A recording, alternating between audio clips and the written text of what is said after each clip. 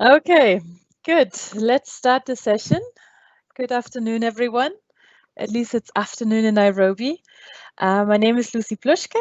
I manage the activities of the Water and Energy for Food initiative in East Africa. And I'll take you through, well, this afternoon session and the official kickoff of our regional hub here in East Africa. I have just a few pointers to start with about the session.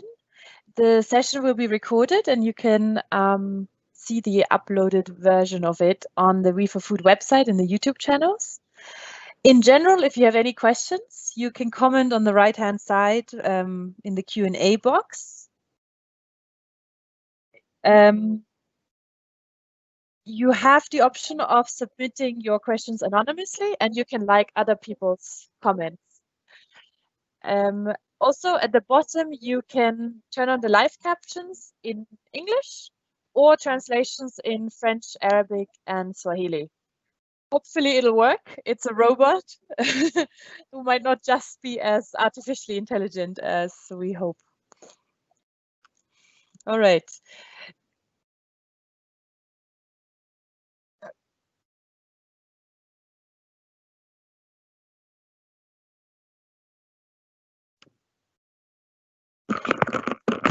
I'm gonna just use the speaker because I can hear myself. All right. Sorry.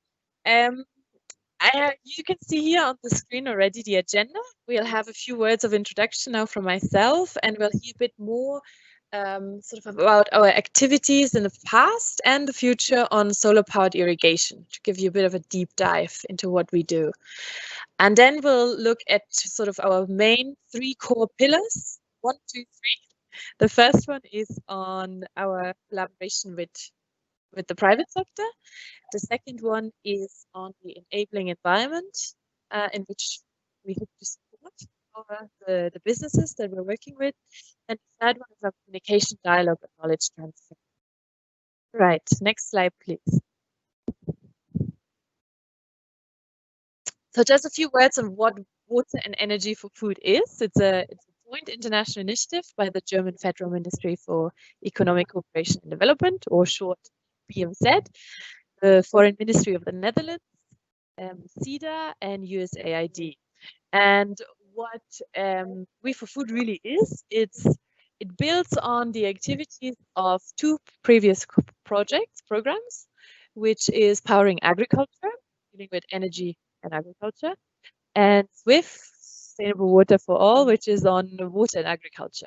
And now we've merged them into a wonderful nexus of water and energy for agriculture.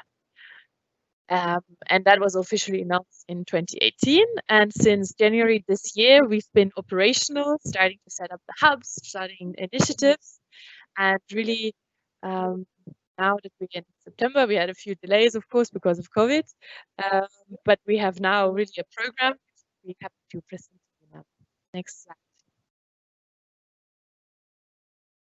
Yeah, that's what we have, $65 million put into our 3 focus areas, so water and food, energy and food, and water and energy for food, the prime sort of nexus of those 3 topics. Next slide, please. What do we do with the money, or what do we want to achieve? Our program impacts are to increase food productivity and to make food value chains more sustainable and efficient, particularly as it relates to water and energy resources. So that's sort of SDG 2. And then we, at the same time, of course, want to increase income, particularly for the most sort of the bottom of the pyramid, men and women. And that one being to support businesses in scaling their innovative solutions and to find to address challenges that we have with sort of the 3 sectors of water, energy, and agriculture.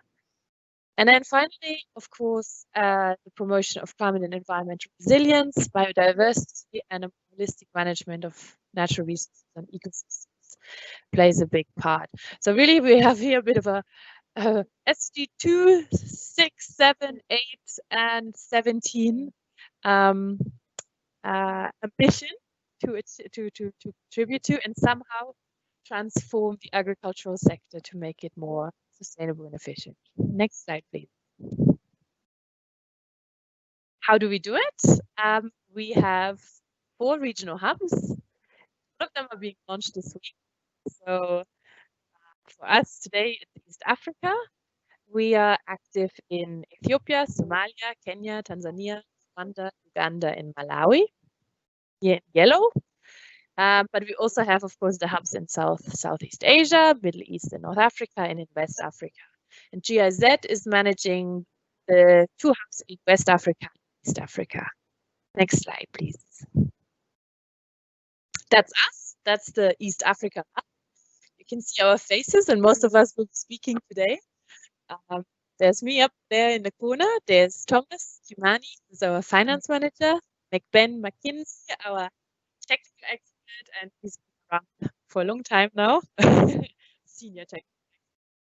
Vion, who is our business development advisor. Kilian, our junior advisor. Frederick, working for M&E and communication aspects. And Raphael is the driver of the whole team. So we sit in Nairobi, but we manage the activities with less travel this year, but we sort of managed from Nairobi the activities throughout the region. Next slide, please.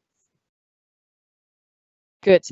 Here we are on our 3 pillars of the hub, and you will hear a bit more about them because sort of the rest of the afternoon is structured in a way that you'll come across them. The first one being direct collaboration with the private sector. The second one being, I mean, you cannot just work with individual businesses. You have somehow to create an enabling environment for these new ideas, for new businesses to thrive. So this is really collaboration with policymakers, financial institutions, industry associations, research institutions, etc. And the third pillar being communication, dialogue, and knowledge transfer.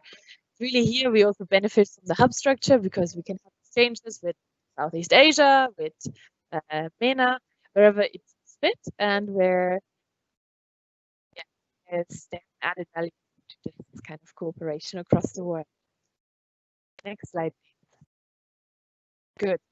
This is just a little brief sort of overview, kind of to dive a dip deeper in terms of what activities we're doing. One hand, we have regional innovation calls where basically SMEs can apply. It's a competitive process, and if selected, can get technical and financial assistance. Financial assistance is what it is, and technical assistance mostly relates to business development in its sort of broad nuances, from support on getting investment ready to marketing, to partnerships, anything that really enhances business operations. And at the same time, we also do capacity development activities, training, study tours, outreach activities, local communities. Another point is knowledge generation facilitation. So this is also about creating tools and manuals and sort of practical lessons from which we can all learn. And the third, the next aspect, advocacy, really relates to this idea of enabling environment. The second pillar, to identify what are really the bottlenecks for in certain industries to grow and what can we do about it. How is there any way we can advocate or support? Yeah, essentially the business partners that we have. Okay, next slide, and if that's my last one. It's to give you an idea what the thematic focus is in East Africa. It's not set in stone, but this is really what has been emerging as sort of the areas of work that we are focusing on. On one hand, we have solar off-grid world, with anything from solar cooling and drying to solar irrigation, solar processing, milling, etc. This is a little bit more technology focused, but as you can hear right now, next, there's also a lot more around finance, capacity development, etc. that we can do in this area. Then another topic is sort of what we classified and clustered here as circular water economy, hydroponics, smart and precise use of water in agriculture, wastewater treatment and recycling in agriculture and other food production processes. Yeah, so there's a lot there. Then we have the cluster energy systems, which is rather broad, from mini grid operators in rural areas to e-mobility and transport solutions to storage and stabilization issues. And finally, there's data, which relates more to things around apps, IT platforms, use of drones for sort of information gathering and analysis, etc. So those are really our big topics. And I've mentioned off-grid. It's an area where already Powering Agriculture has been working a lot, particularly on solar-powered irrigation. And so we sort of thought this would be a good topic to dive deeper, to sort of show what we mean by work solar-powered irrigation, what can be done there, and also to sort of indicate what this transition between Powering Agriculture, this former program, and the new Food is. So I'll hand over to Kilian now, and he'll guide you a little bit through that section.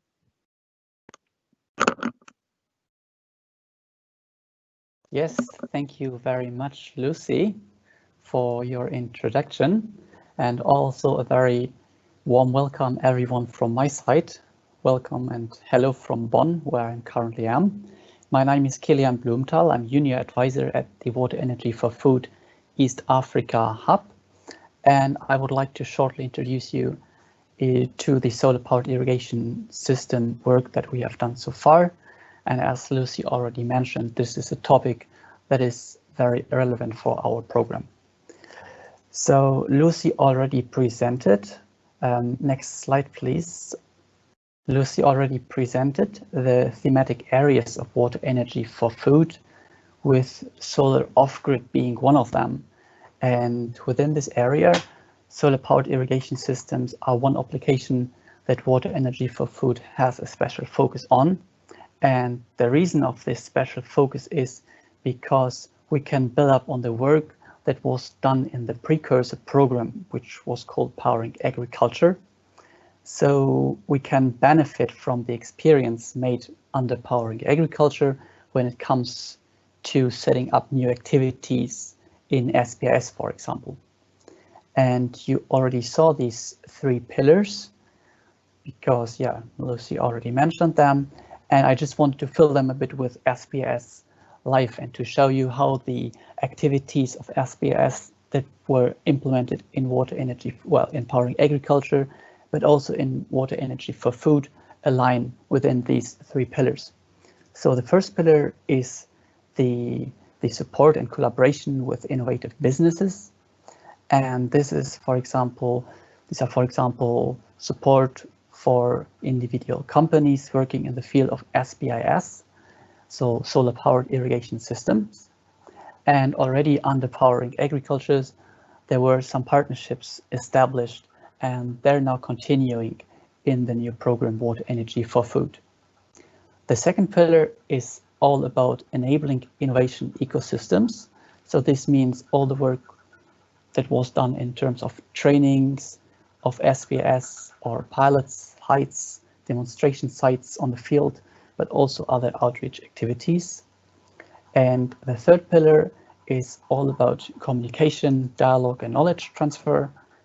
And there it's all about sharing the experience that was already made with SPIS, for example, over the platforms Energypedia, over reports or fact sheets. Next slide, please.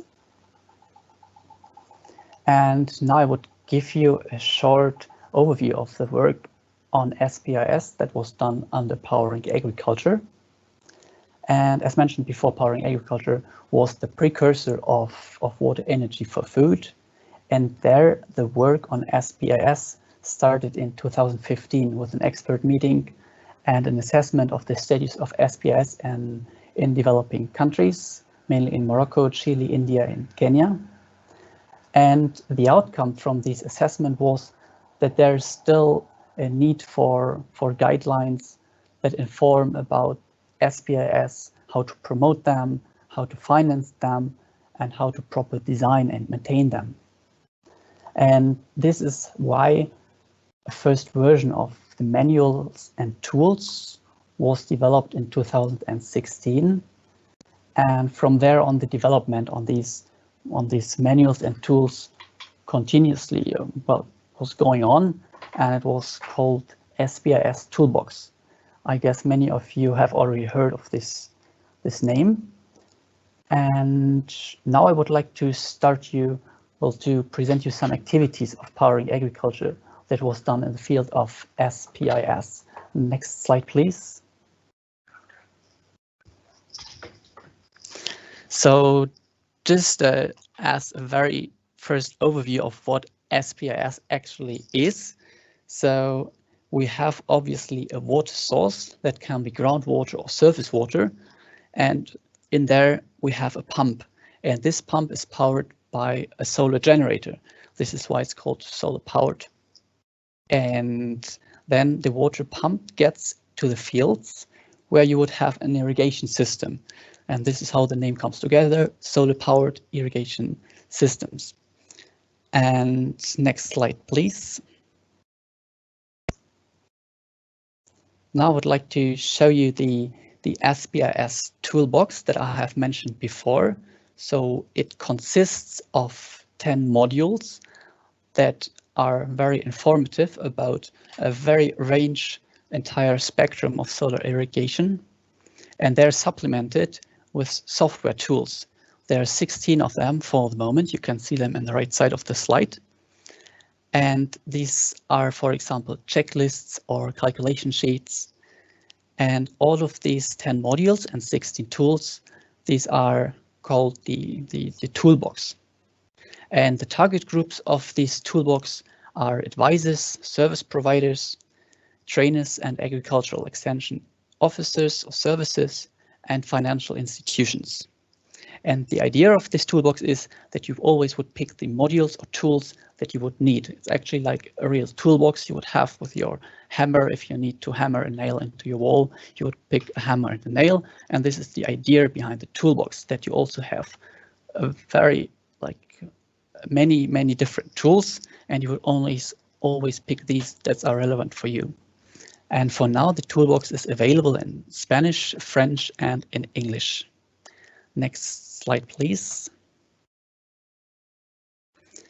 From this toolbox, there was also a training methodology developed, and these trainings were implemented in terms of training of the trainers, but also in terms of advisory trainings.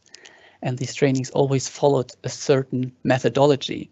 For example, they would always work with a country case card to show the case of a specific country. For example, the case of Kenya, and there you would advise an imaginary person, for example, Mary Wanyuku, as you can see it there on the slide, and then you would kind of advise her using the different tools of the toolbox. And then there are always field trips, etc. So it's really active training, which trains the whole toolbox and the use of it. Next slide, please. The whole toolbox, you would find it on Energypedia, together with some additional materials, for example, component and system pictures, posters, or training materials. And we will have a presenter later on who will also present a bit Energypedia, so you will hear a bit more about this one. Next slide, please. Then there is an e-learning course that has been developed together with the Australia University of Applied Sciences. You could also access this one over Energypedia. So there, Energypedia, to add on what I said before, is really like a website where you could find all the different links and all the linkages to other websites, all in terms of Energypedia, in terms of solar powered irrigation systems. And this e-learning course would show you the whole spectrum as well of solar powered irrigation system and guide you in 4 different modules about all the topics: sustainable water management, solar pumping essentials, planning and implementation, but also operation and maintenance. Next slide.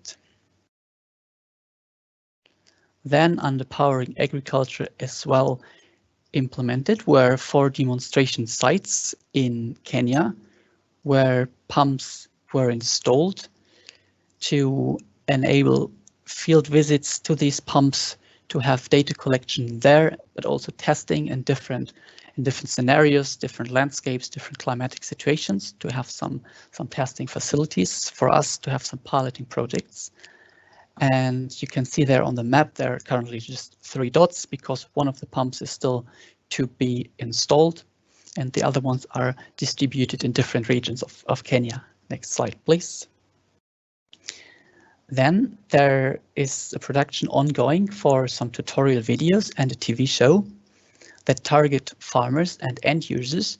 So the content of these episodes is rather broken down to have it on a level that is well suitable for farmers and inform these farmers on SPIS. So these are promotional videos and materials. And here we also have a speaker later on who will tell you about a bit more about this activity. Next slide, please. Then the toolbox goes under it. So also currently under implementation still of Powering Agriculture, there is a toolbox which looks kind of like this. So the first version we could already we already used it on our phone to test it right now. And this app will be launched in November. And for now it contains 5 tools, the main tools of the toolbox. And you could now then also use them on your Android phone. Next slide, please. And now we are coming to the activities under water energy for food that build up also on the activities that were done under Powering Agriculture. So here we have a very nice transition from these 2 projects. And the first I would like to present to you is the Arabic translation of the SPIS toolbox and the multilingual version of the tools. So I mentioned before that the toolbox is available in Spanish, French, and English. And now with Arabic, we get another language, which is especially interesting for the colleagues in the MENA region, for example. And also the multilingual version of the tools will allow to switch between these 4 languages within the tools. So right now we have still 3 different versions of tools, one in Spanish, one in French, one in English. But as with this feature, we would just have 1 tool where all the 4 languages are already implemented. Then what is also currently ongoing is an SPIS suitability mapping for East and West Africa, which should show us the suitability in the regions for SPIS to really check, for example, for the country of Kenya, in which counties and which regions specifically do we have which potential and which suitability for SPIS. Then there's also a partnership with CM that was recently started, where it gets about an SPIS training center and also SPIS trainings. So they're also in the terms of trainings, this is ongoing. And as the last activity I would like to present to you are SPIS Toolbox advisory trainings that you could do online once they're finally developed. So this is currently ongoing to have these advisory trainings also available online, which is probably now in the COVID times a very needful, very good feature. Next slide, please. And there is another session on the lessons learned of SPIS, which is on November 24th.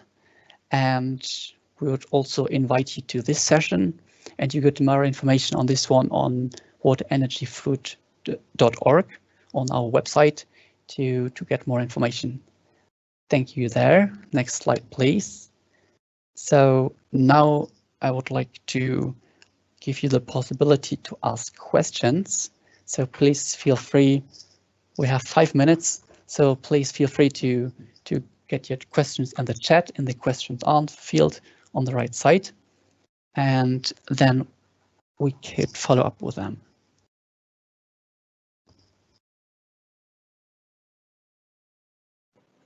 We've answered quite a few already in the Q&A section. But feel free to keep writing them as well. We're going to answer them in writing as well as we try to have them in conversation as well. Since there doesn't seem to be coming anything right now, and we are a little bit behind with time, I would suggest that we continue with the next part of this kickoff. And if you have any other questions for Kilian, please just write them in the Q&A.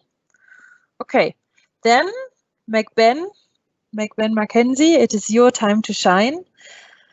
Take us to pillar 1 of our East Africa Hub. Thank you very much, Lucy. And good morning, good evening, bonjour à tous to all of you, depending on where you're joining us from. And of course, habari zenyu to East Africa. My name is McBen Mackenzie, and I work for the Water and Energy for Food initiative for the East Africa Hub as a technical advisor. And I will be taking you through this session as we look at the Hub's first pillar. And this is essentially supporting and collaborating with innovative businesses. Next slide, please.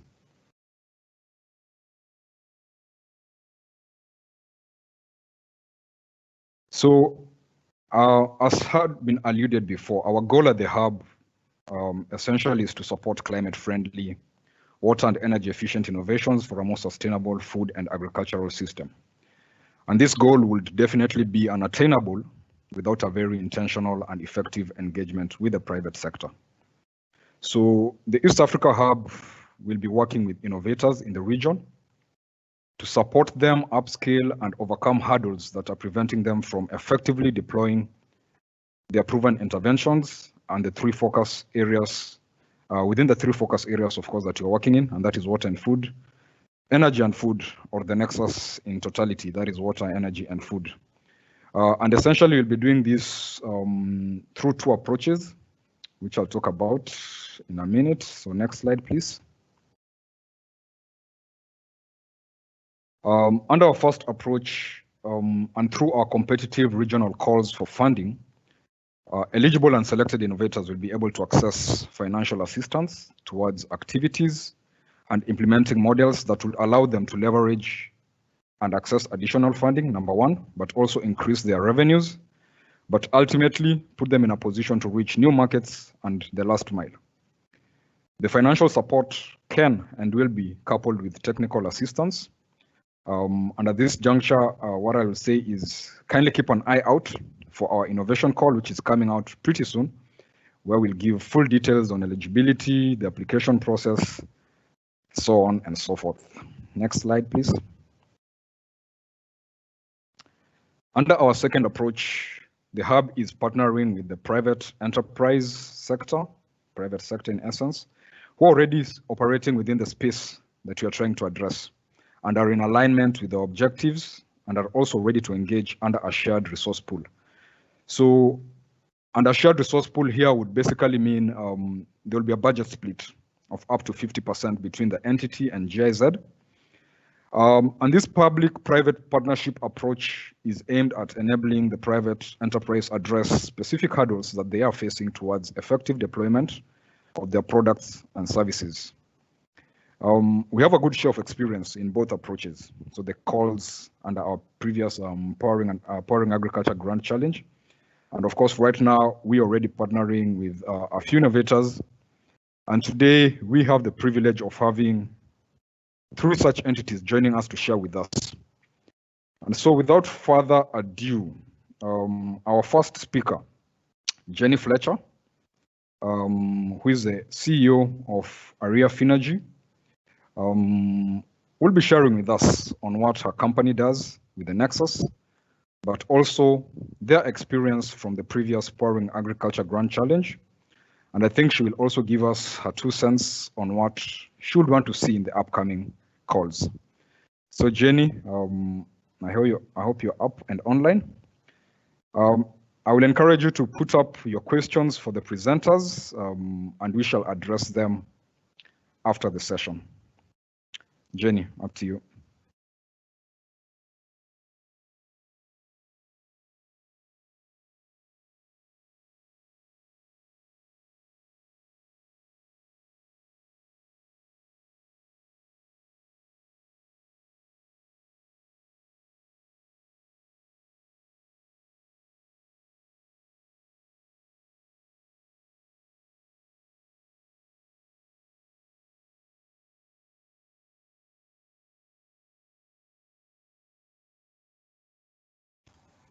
Jenny, you seem to be muted.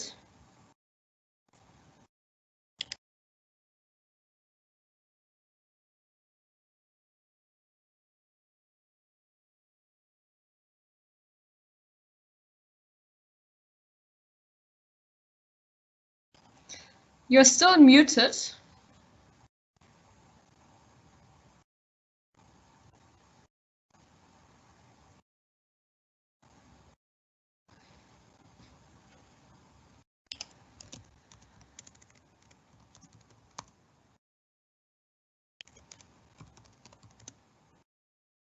There's a little button where you should be able to unmute yourself.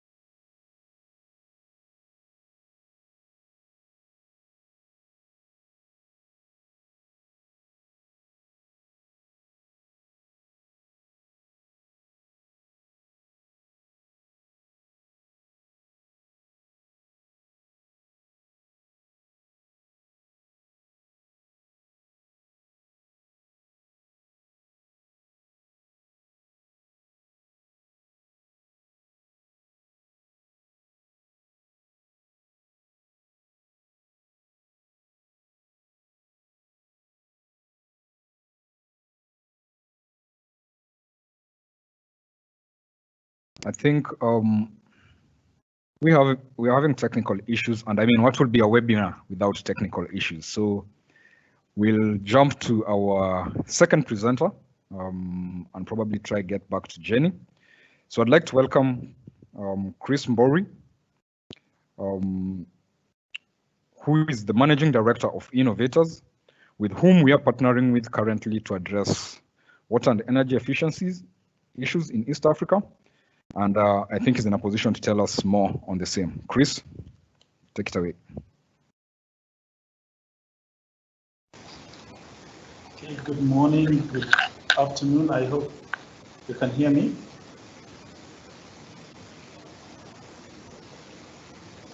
Can you hear me? Yes, yes, we are good to go, Chris. Oh, great. So,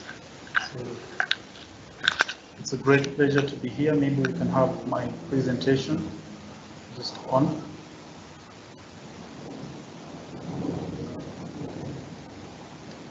Thank you. So my name is Chris, and I'm the Managing Director of EENOVATORS Limited.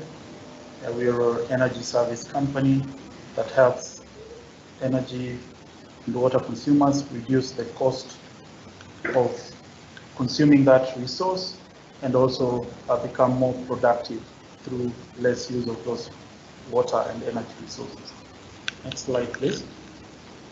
So the big question here is really, how can we produce more food with less water and energy?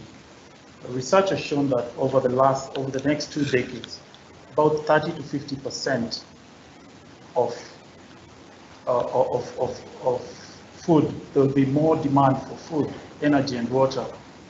That will increase with just about more than 30 to 50%.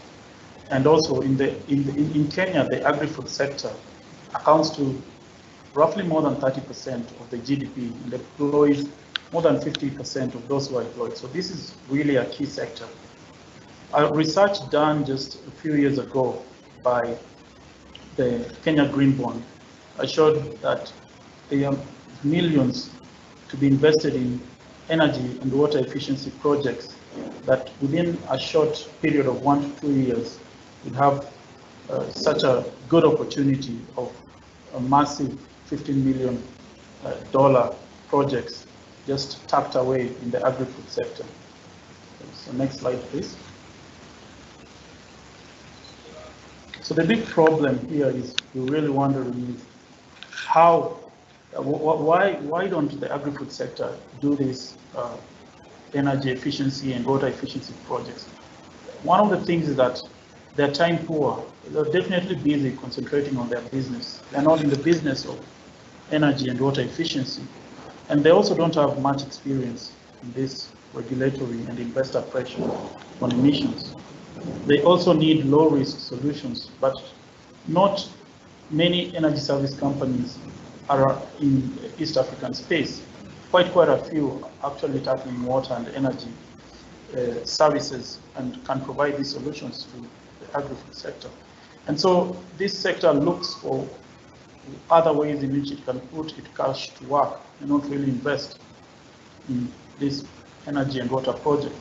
And so as a result is that the agri-food sector has been left behind as the energy system decarbonizes.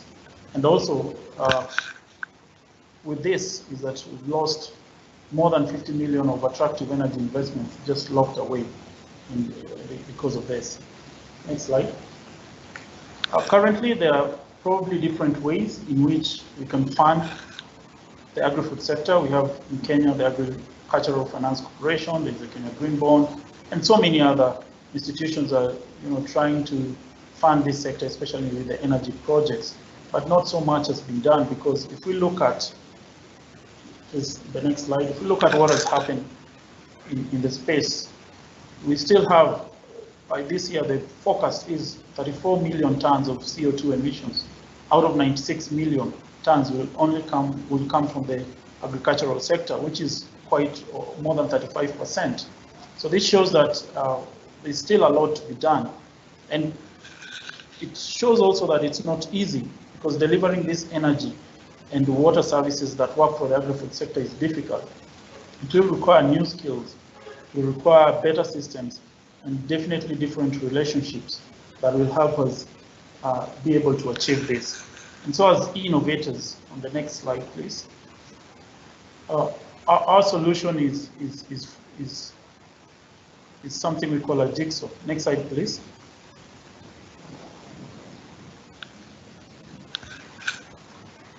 So our solution we call the jigsaw of water and energy efficiency. And over the last decade, we've been in this energy and water efficiency space. We've seen that to scale this and bring in more projects, finance and implementation, then you must have these 4 components with you.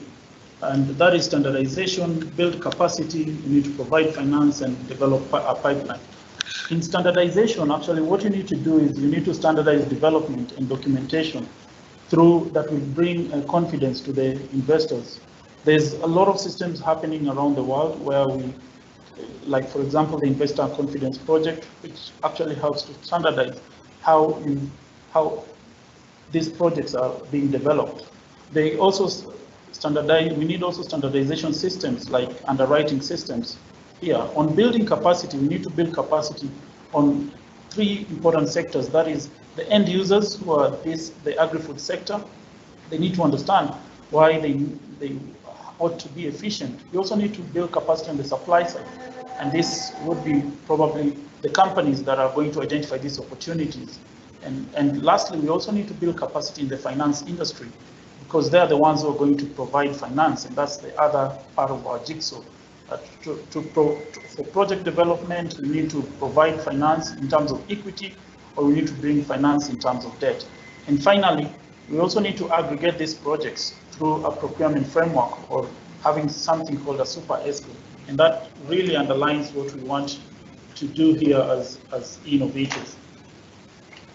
No, next slide, please. So how the solution works, in a nutshell, we are we call the solution WESCO, which is Water and Energy Efficiency Services Company. So we are looking to build a one-stop solution where it includes, everything is included for a company to start a local WESCO. And in that package, you have a startup package which helps these companies understand the market, develop a brand. It will also have an operation package, a finance package, contract package, and also a support package. So we have partners who were working with this before, and they're also working with leading quality assurance schemes like the IPMVP and the Investor Confidence that will really help this solution come out and become a one-stop shop, that it can be used actually for many, many companies to be able to bring this model to fruition. Next slide, please. Next slide. Okay, so we've done this as innovators before, so and we are also part of this project will also be capacity building so that we have a bigger impact on the youth. So we're planning to also train 10 youth on energy and water management, and they'll be given internship in 5 of the chosen agri-food industries that will be part of this program, and they will get mentorship to become energy and water managers in places where they'll be attached. And this will be a win-win in terms of building capacity at the end user, and also for this at the supply side of the model, of the ESCO model. Next slide, please.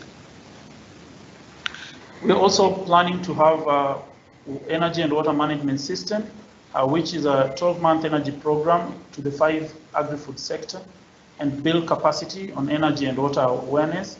And also we are going to install real-time monitoring systems that will help create awareness and also help us in verifying the energy and water savings that will come out from the projects that will be implemented. Okay, next slide, please. At Innovators, we partnered with many great teams. We have a good potential in terms of giving out the services that are required. So we partnered with the IPA, which will give capacity building, and so impact, which will help in developing the impact of this project, and also Energy Pro, that is going to help in developing the ESCO model. Next slide, please.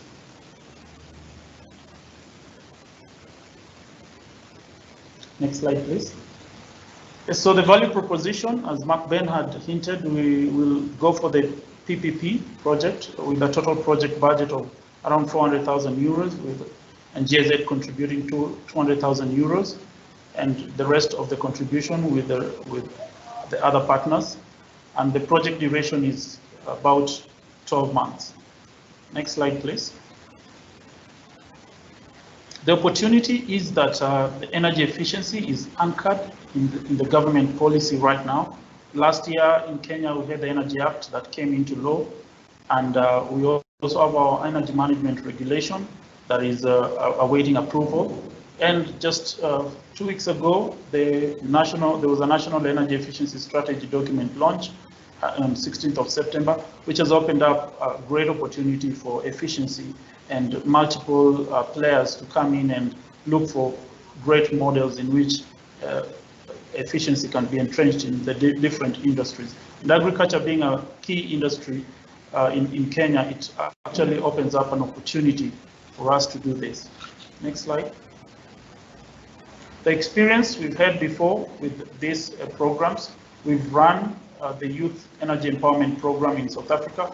It's called the LEDET program, and this would be part of the program that we'll be doing also in Kenya. We've also done the World Energy Day Student Innovation Challenge, so just bringing in the students, creating awareness in this.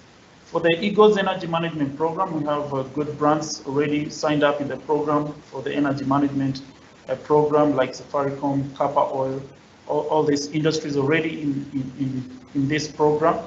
And we'll be looking into now taking it further to the agri-food sector. Next slide, please. Our ESCO model is not very new. It's already, there is ESCO in a box model in the UK that has been introduced to the Oxfordshire community. Our innovation part is bringing in the water component and aligning it to the local regulations to make it work in our local space.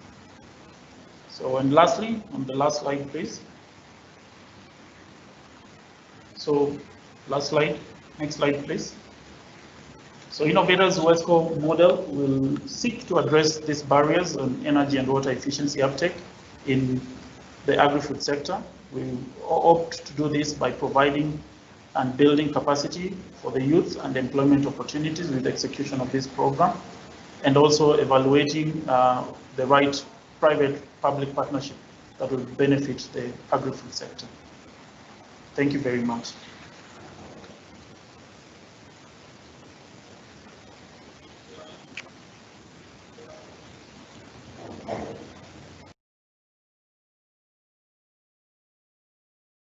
Thank you very much, Chris. I think we'll jump back to Jenny Fletcher. Thanks, McBen. I hope you can hear me this time. Yes, we can hear you, Jenny. Thank you for joining. Maybe a minute to get your presentation up. Yes, thank you. I'm thrilled to be part of this great initiative and just to be able to say a few words about powering agriculture and the difference it's made. So, powering RIF Energy is a partner, well, was funded by Powering Agriculture, and we are your power partner. If you can go to the next slide. The key things that were really supported around the Powering Agriculture was really the business model, tying together the design, engineering, installation, financing, warranties and guarantees, all to provide one power partner being able to bring solutions to the market without the market having to pay the large upfront cost for the renewable energy system. So it was flexible financing, immediate reduction in electricity costs, really Kenya-based, but bringing in international expertise to make sure that, you know, all competencies are looked at, options are looked at for the best kind of model to really suit the Kenyan market. Focusing on commercial and industrial, microgrid, and then the model has expanded from what it was initially envisaged to be including power stabilization and storage, as these are also real needs in the market. Next slide. So Powering Agriculture really helped prove the business model of providing finance turnkey solutions. Back in 2016, 2017, there were very, very few finance models in the system in Kenya. Now there's many. We've done over 100 studies, provided feedback, training, and so on to many, many commercial companies in Kenya, a lot who have now moved to solar. Not all of them with us, but we count it as a success, you know, generally for the program. Even if they moved with other providers. So we had this double process of how do you make sure the client is technically the right size, type, and then the financing process followed the technical process, as you can see in the diagram here. Next slide. So just a quick snapshot. I've got 80+ studies here. We've done over 100 by now in the C&I sector, raising awareness. Here are some fabulous pictures of systems that have gone up in Kenya in the last 2-3 years. There's a summary of 1.4 megawatts across a number of different flower farms, agricultural production, pest control. So shows there's a demand there, shows the model is needed. And really the impact that the program has been able to have on Kenya and solar. Next slide, please. So just a really quick summary of impact and results. So impact highlights: 2.4 gigawatt hours of solar produced, $420,000 saved by clients, 1,500 tons of CO2 avoided, and 5,600 people enjoying the benefits of renewable energy systems. 340 people received direct training and 3 new business models. So a lot has come out of it, for the customers, it's really resulted in power bills being reduced by 40%, generator consumption being reduced in some cases by 85%, and stable power being provided to the customers that needed the power stabilization solutions. And really in the microgrid side, it's creating efficiency, resilience, and automated monitoring. Thanks, next slide. So, suggestions for future grand challenges and funding opportunities. I'm going through this really quickly because we only had 8 minutes and I really wanted to get to this section. And it's really to continue providing awareness raising in the market regarding solar. But almost more important now is batteries and power stabilization for improved energy stability. And this can come through feasibility studies, trainings, and market sensitization. It would be great to continue to refine and improve the business model, because there's a gap in the market here for financing of the sort of 50 kilowatt to sort of 500 kilowatt size systems. There's a big gap there, and for local funding, and that's really a gap that, if it can be filled properly, you know, can really help other businesses also grow, because often the funding is really the challenge. Thank you very much. Look forward to hearing more on the WE for All. Thanks. Thank you very much, Jenny, for those insights. We'll be jumping into our last presenter, Yvonne Otieno. She's the CEO of Miyonga Fresh Greens, and she'll be telling us on how we are working together with them to save food deliciously. Yvonne, I hope you are online and with us. Yes, thank you. Online. I'm waiting for the presentation to come on. Slides, please. So as the slides come on, I will just talk about Miyonga Fresh Greens. We are a company that's been working in exports of both fresh fruits and vegetables for the last 5 years. This is our 5th year in business. And I started this business mainly because I wanted to help improve the livelihoods of women in Kenya. And it first started as a family business. Then we started to work together with more women within the community. Next slide, please.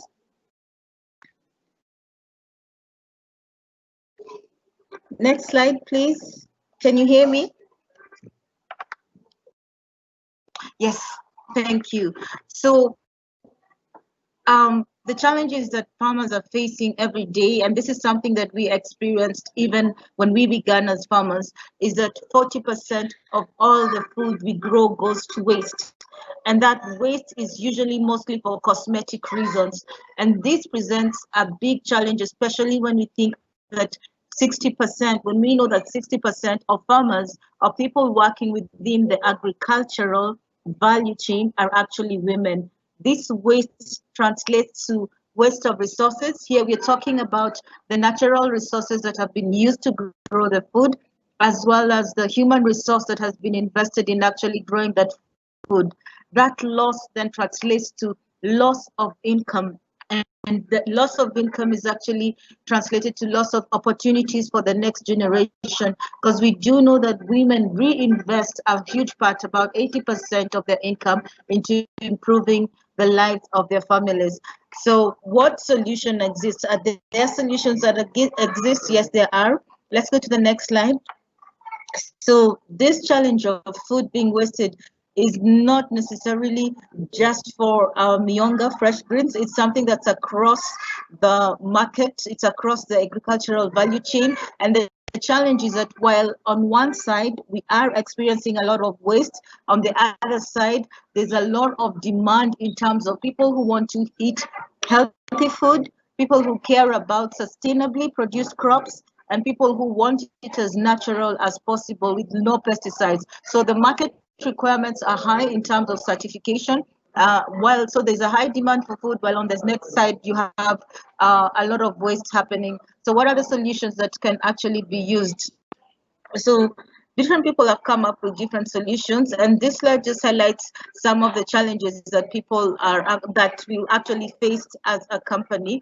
For example, when foods, because of the seasonality of fruits, when fruits are in season, sometimes the challenge is that there are floods that leads to a lot of pests and diseases. Secondly, you have high temperatures.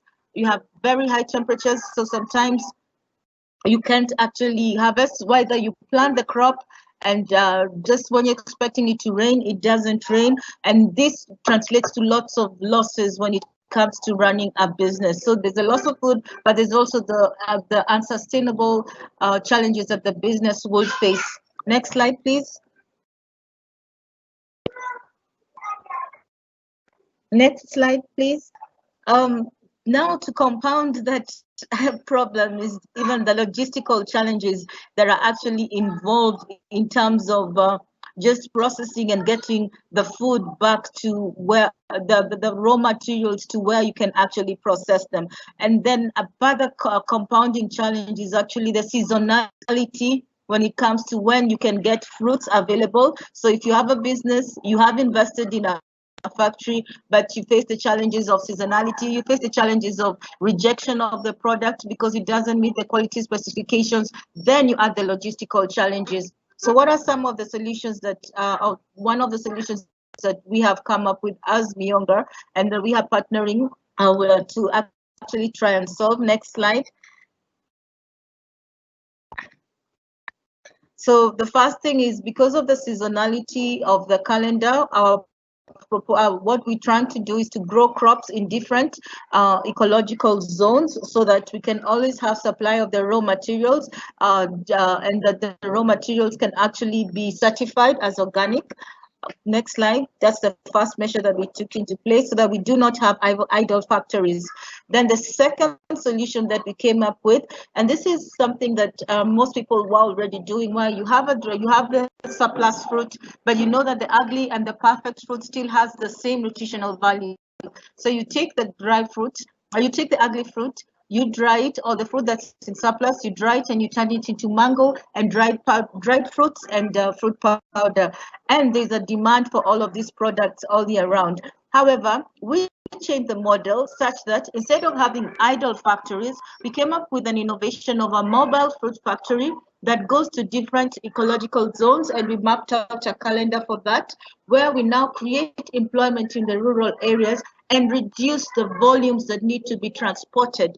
The ratio of dried to fresh is 10:1. To get 1 kg of dried fruit, you need to have about 10 kg of fresh fruits. So that means the logistical challenge and the waste that also happens during logistics is quite high. What this model then does is that we are able to increase revenues to the farm gate level, because the farmer can now sell both the first grade and the second that's considered as ugly.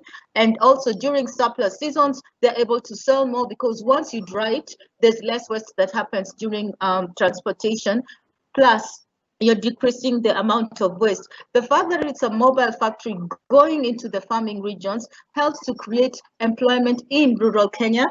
And I like what Lucy said earlier, that one of the project objectives is actually to try and create employment in rural areas. So this is what Mionga is trying to achieve with the partnership that we currently have. Next slide. So within the mobile factory, it just doesn't operate on its own.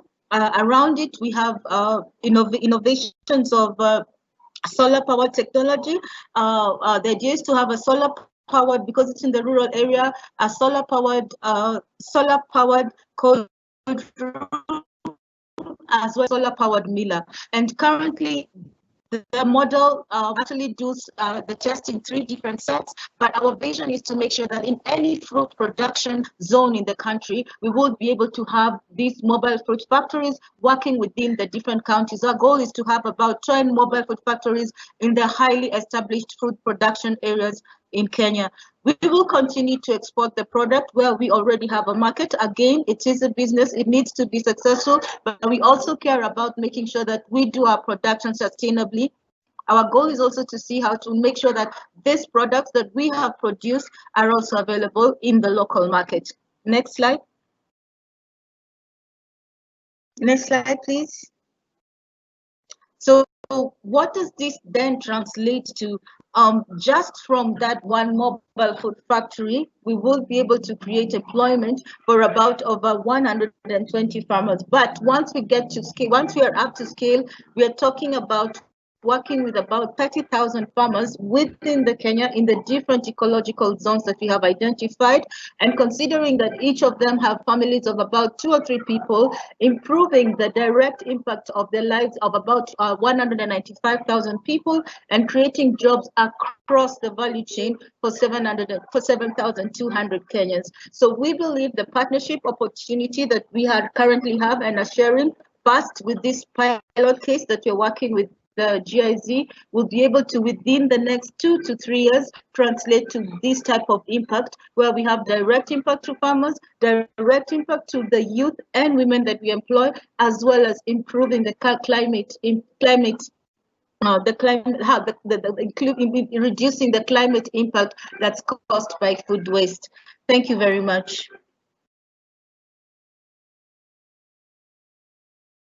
Thank you very much. Thank you very much, Yvonne.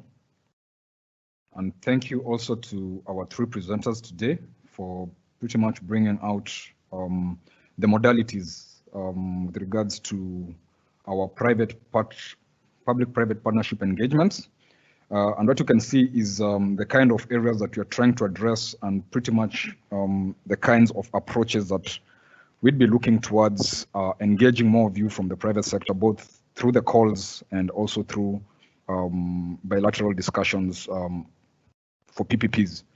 So I'd like to sort of answer a few questions. We've tried getting back to most of them on the chats. For those which we won't be able to answer at this point, we will be able to get back to you. And I'll start with probably the most pertinent ones, the ones which seem to be coming up more frequently. And I'd want to throw it to the hub manager. So, Lucy, can you kindly mention something with regards to how the funding will be split among the hubs, and also with regards to pretty much the ticket sizes that innovators should be looking at? Okay, so in regard to this big $65 million, it's not equally split among the hubs. In East Africa, we have 12 million euro. Not quite sure what that is in dollars right now. And to implement the activities in East Africa. For the call for funding, we're looking at ticket sizes between 50,000 and 500,000 euro per company sponsored. And we're just in the process of finalizing sort of the selection process. Well, first of all, the eligibility and evaluation criteria, as well as the selection process. So there might be, I'm saying might be, but there might be sort of 3 different slots in terms of sizing that companies can apply for. And I think that answers it all, no? Yes, thank you, Lucy. I mean, as I mentioned, for further inquiries, we'll probably have more information during the call. Someone asked me to quantify soon because I've been responding with the call will be out soon. So we're looking at possibly the next 2 to 3 or 4 months to have this information out. Another question which I'd probably want to throw to Kilian and maybe Yana. There was a question with regards to what are the accessibility numbers of the toolbox, and I think they're referring to access rates for the toolbox site. Do you have analysis on that, and are the numbers shareable here?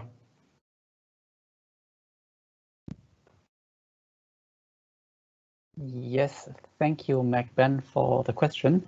I'm still digging this up, but eventually for the next session we have with Energypedia, maybe there the speaker could refer to these numbers. But in the meantime, I will try to find these numbers already and share it in the chat or later on. Thank you. Thank you very much. Another question which I'll pick up personally, there was something with regards to whether there will be an equal opportunity for funding across the scale larger companies versus small rural farms. So with regards again to the eligibility criterion when it comes to the innovators that we'll be looking at, this would pretty much be middle to later stage entities, basically enterprises which have demonstrated some traction. So it will not be early stage or proving concepts or research and development. So yes, it will be equal opportunity as long as there's the company or the entity in this case has already proven, you know, some demonstration with regards to the intervention that they are sort of looking towards upscaling and introducing to new markets. I think with that, probably I've answered the most pertinent questions. We'll pick up the rest because of time in the chat, and also remember that we'll still have a recording of this and we'll still get back to the questions which might have missed my eye. With that, I'd once again like to thank you for being with me during this session. Stick around for the upcoming sessions, which we'll be transitioning to immediately. And I'd like to pass it back to Lucy Plushke. Thank you. Thank you, McBen. And yeah, we can just hand over to Vion, who is going to talk about our pillar 2, which is more the enabling environment. And I've seen a few questions in the Q&A about the role of NGOs, about well, different kinds of organizations. And I think it is more in this space where this is relevant. Vion, take it away. Thank you, Lucy. Welcome everybody to the second pillar. The second pillar is all about enabling ecosystems, innovation ecosystems. My colleague Lucy, as well as my predecessors, already touched on some work that partly explains what this pillar is about. This session shall be handled by myself, Vion Mingate, the Water and Energy for Food Business Development Advisor, that shall do the introduction. Paul shall follow, presenting the findings of East Africa Landscape Mapping Study with interview insights from 41 enterprises, 37 capital providers, and 30 service providers. That shall be followed by Rachel's presentation from Ethical Tea Partnership, and then Acacia shall conclude this session, and she's from Turkana Basin Institute. You can type your questions in the Q&A section, and they shall be responded to at the end of this session. Next slide, please.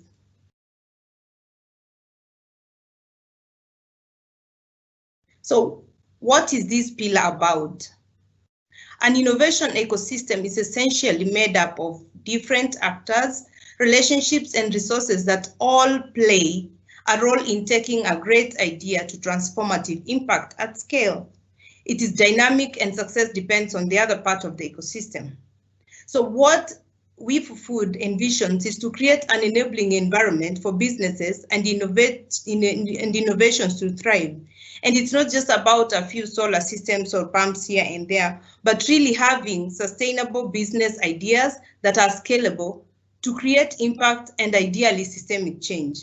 So the diagram here represents some of these ways. So for instance, through training and capacity development, this will be demonstrated in the presentation. This was already demonstrated by the demonstration that Kilian did about SPIS trainings. And again, we shall see this through Rachel's presentation about ethical tea partnership.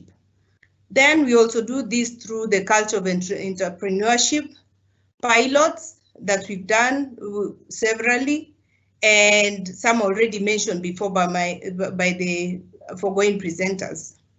We also do community outreach, and this will be partly demonstrated by TBI's presentation, that is Turkana Basin Institute. We also do this through financing partners and investor networks. So, and this will be illustrated by the cross-boundary study that will follow immediately after this, that demonstrates steps in this direction. We are also involved in research partnerships, policy advocacy. For instance, we are happy to support strides in these, as in the examples that Chris Mbori of EENOVATORS mentioned about policy advocacy and the steps in this direction, as well as industry networks and associations. Next slide, please. So how do we work? The Water and Energy for Food Initiative, jointly with other partners, that is donor partners, investment partners, policy level partners, and other value chain partners, work together, and this leads to coordinated collaborative approach that leads to impact. This means that we all need the ecosystem players to support innovation businesses to reach scale and impact. So my successors will all do demonstrations that show how we work with them, thus building an ecosystem that in building an ecosystem. So starting with Paul from Cross Boundary. So over to you, Paul. Thanks, Vion, and thanks everyone. I hope you can hear me okay. Great. My name is Paul Ouma, and I'm a principal with Cross Boundary Group, and we are a frontier markets investment advisory firm.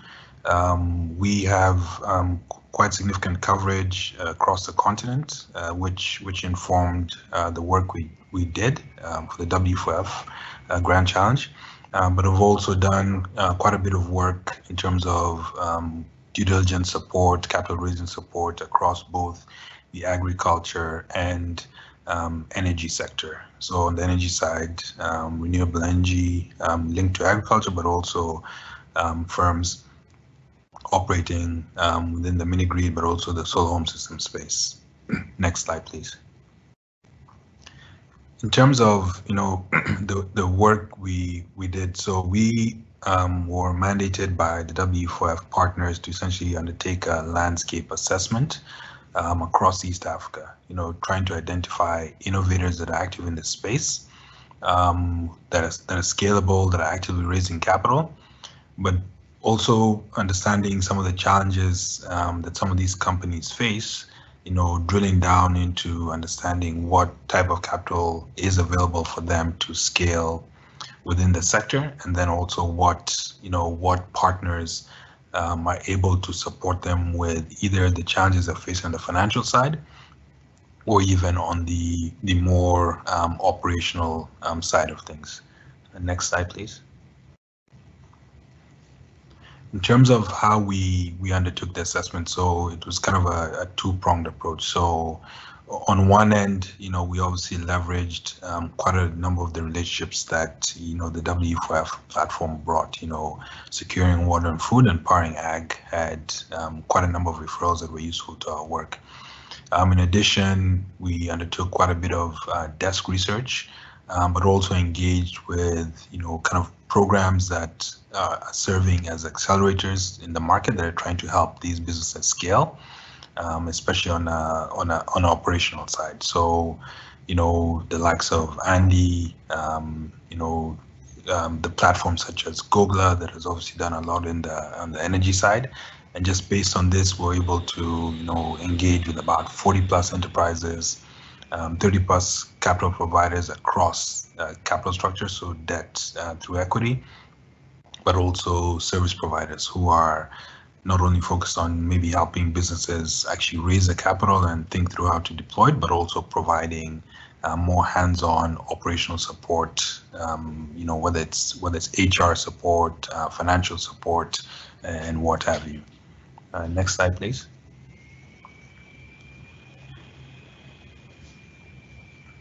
And this just gives just a quick snapshot. The work was obviously cutting across East Africa, but we've undertaken quite a number of engagements in a lot of the target countries that we identified, innovators, but also service providers.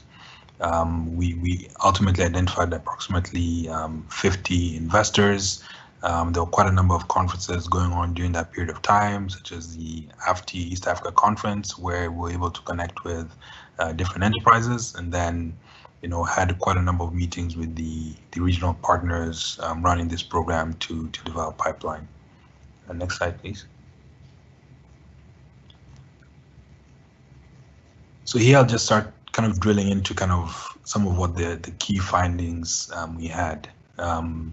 So in East Africa, obviously, there's as everyone knows, there's quite a bit of capital in the market, whether it's from private equity funds or whether it's from, commercial banks.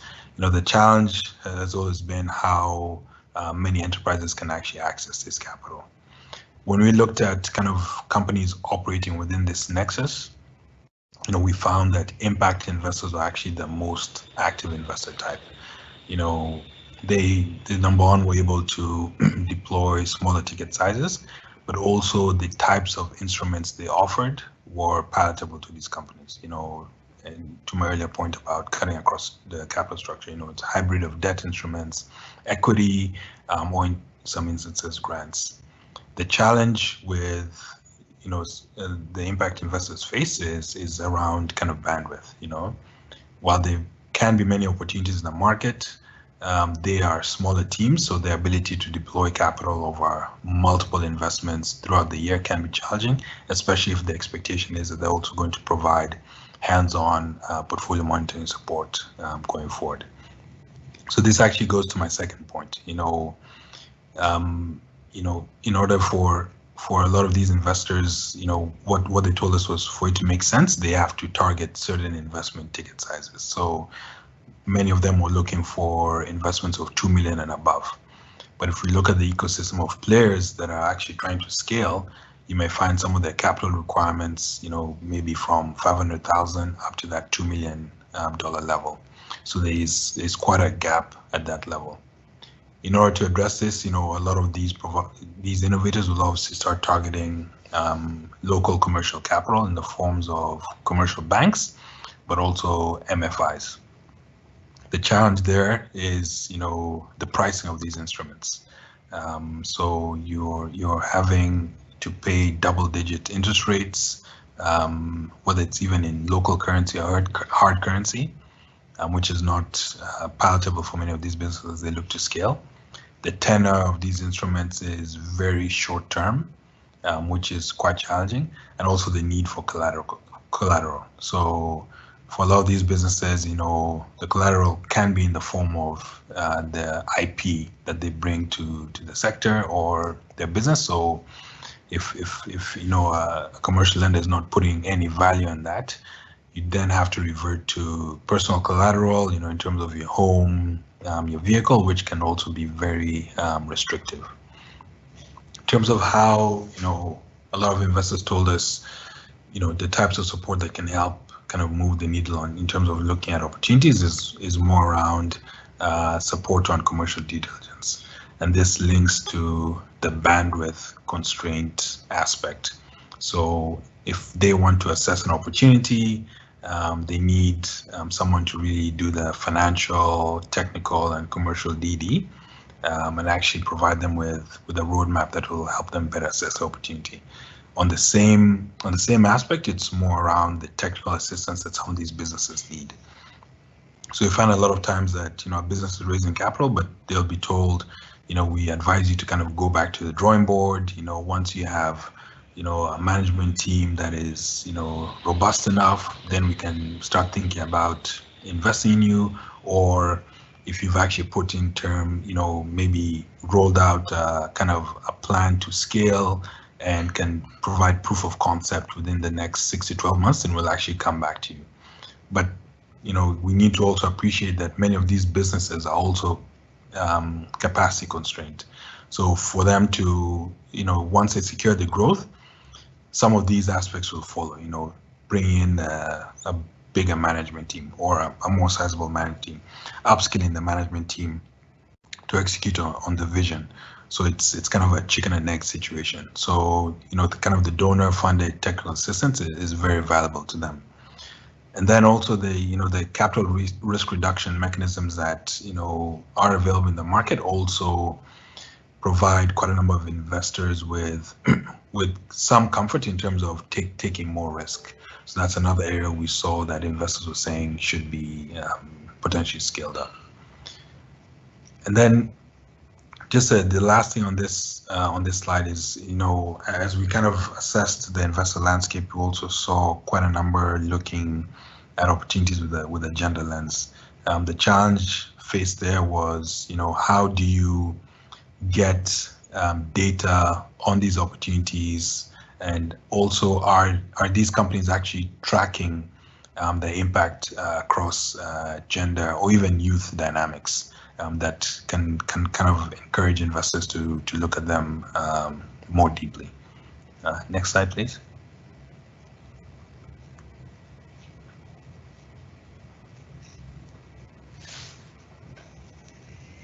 So just on the next slide, just gives you a snapshot of kind of where the different investors sat, and this goes to my earlier point about staff constraints in terms of the size that they're able to kind of deploy to different opportunities. And as you can see, there's a heavy concentration within the impact investors in terms of what, you know, the capital they're able to deploy, but also it reflects their constraints on the staffing side. So, and this is obviously illustrated, but you can see, you know, the likes of Blue Haven, you know, a team of probably 2 to 10 individuals, you know, trying to, you know, deploy capital across this nexus, across East Africa, probably receiving quite a number of proposals on a consistent basis. So your ability to allocate enough time and resources, not only to assess the opportunity, but also follow on support to these companies can be challenging. So, you know, what we also found is you know, as we did our assessment, you can find investors that are looking at the, you know, venture capital stage. You find a lot of companies that are able to graduate from kind of the venture capital to the impact investor, and as they kind of prove their commercial model, they actually secure debt financing. But the gap still remains with the commercial capital, just given the pricing and also the tenor that they afford. Next slide, please.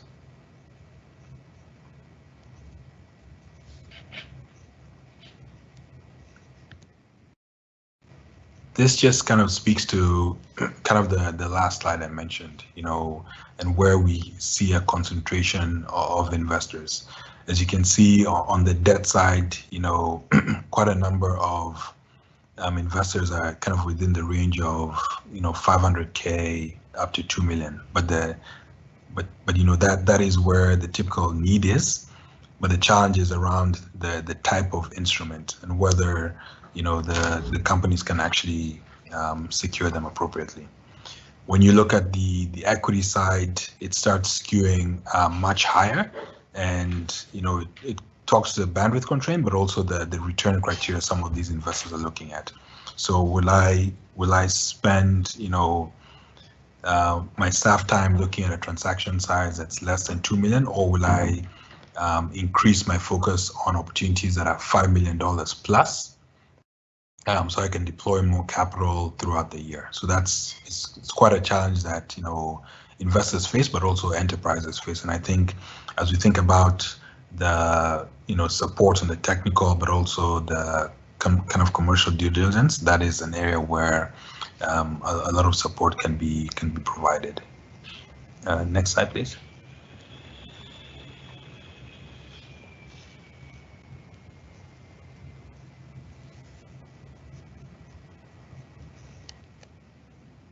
And this just gives a snapshot of, you know, kind of the feedback that we got from different stakeholders operating in the space.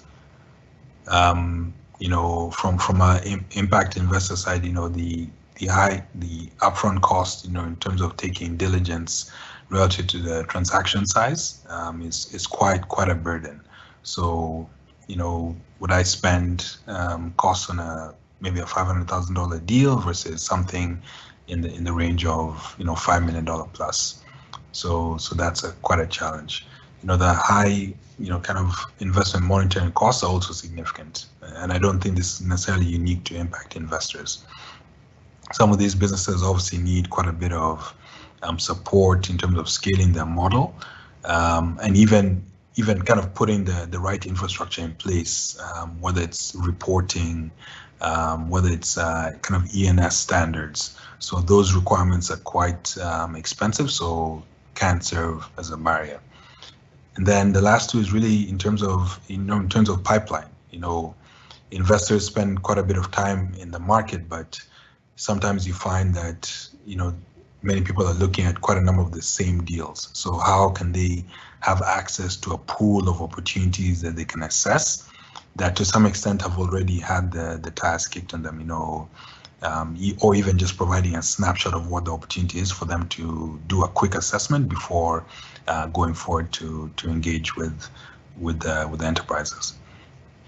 And then last thing, it's more around the companies that as they obviously raise the capital and are trying to scale, the business model is evolving. So what can make sense today, may be very different in a couple of weeks as they test the business model in the market, and then kind of get traction from a customer level, but also kind of viability in terms of profitability of what they're trying to deploy into the market. And this is something that kind of local banks indicated was a challenge, and in order to address that, a guarantee could pave way for them to have more appetite to look at such opportunities.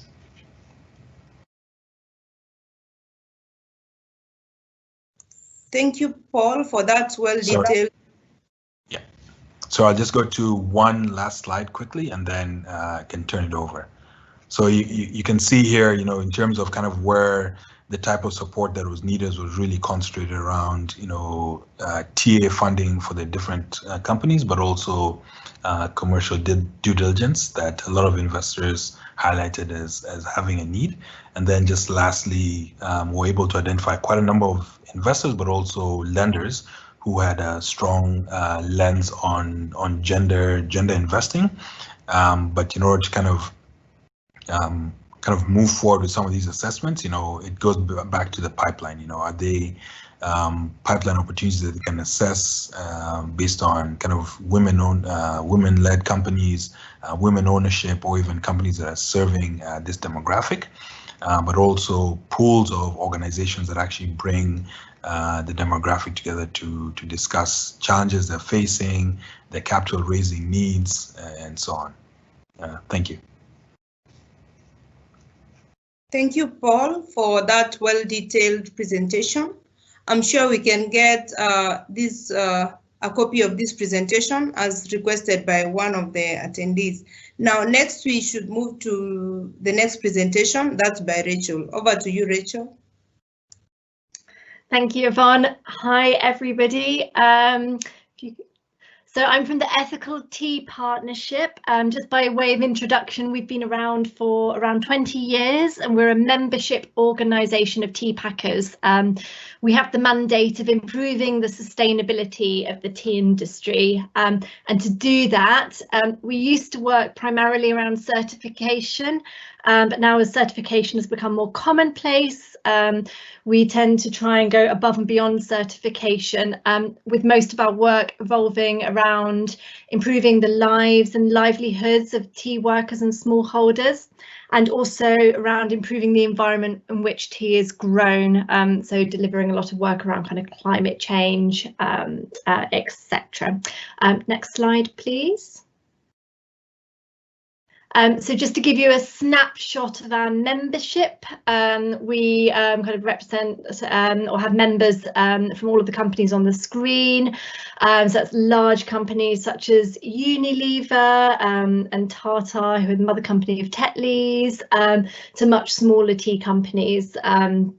So we tend to work with GIZ and other donors in the form of public-private partnerships, so we can kind of bring the finance from these companies and can match it with GIZ's funds to develop much greater impact on the ground. And I'm going to give you a snapshot of one of those projects that we've been working on with GIZ today. So next slide, please.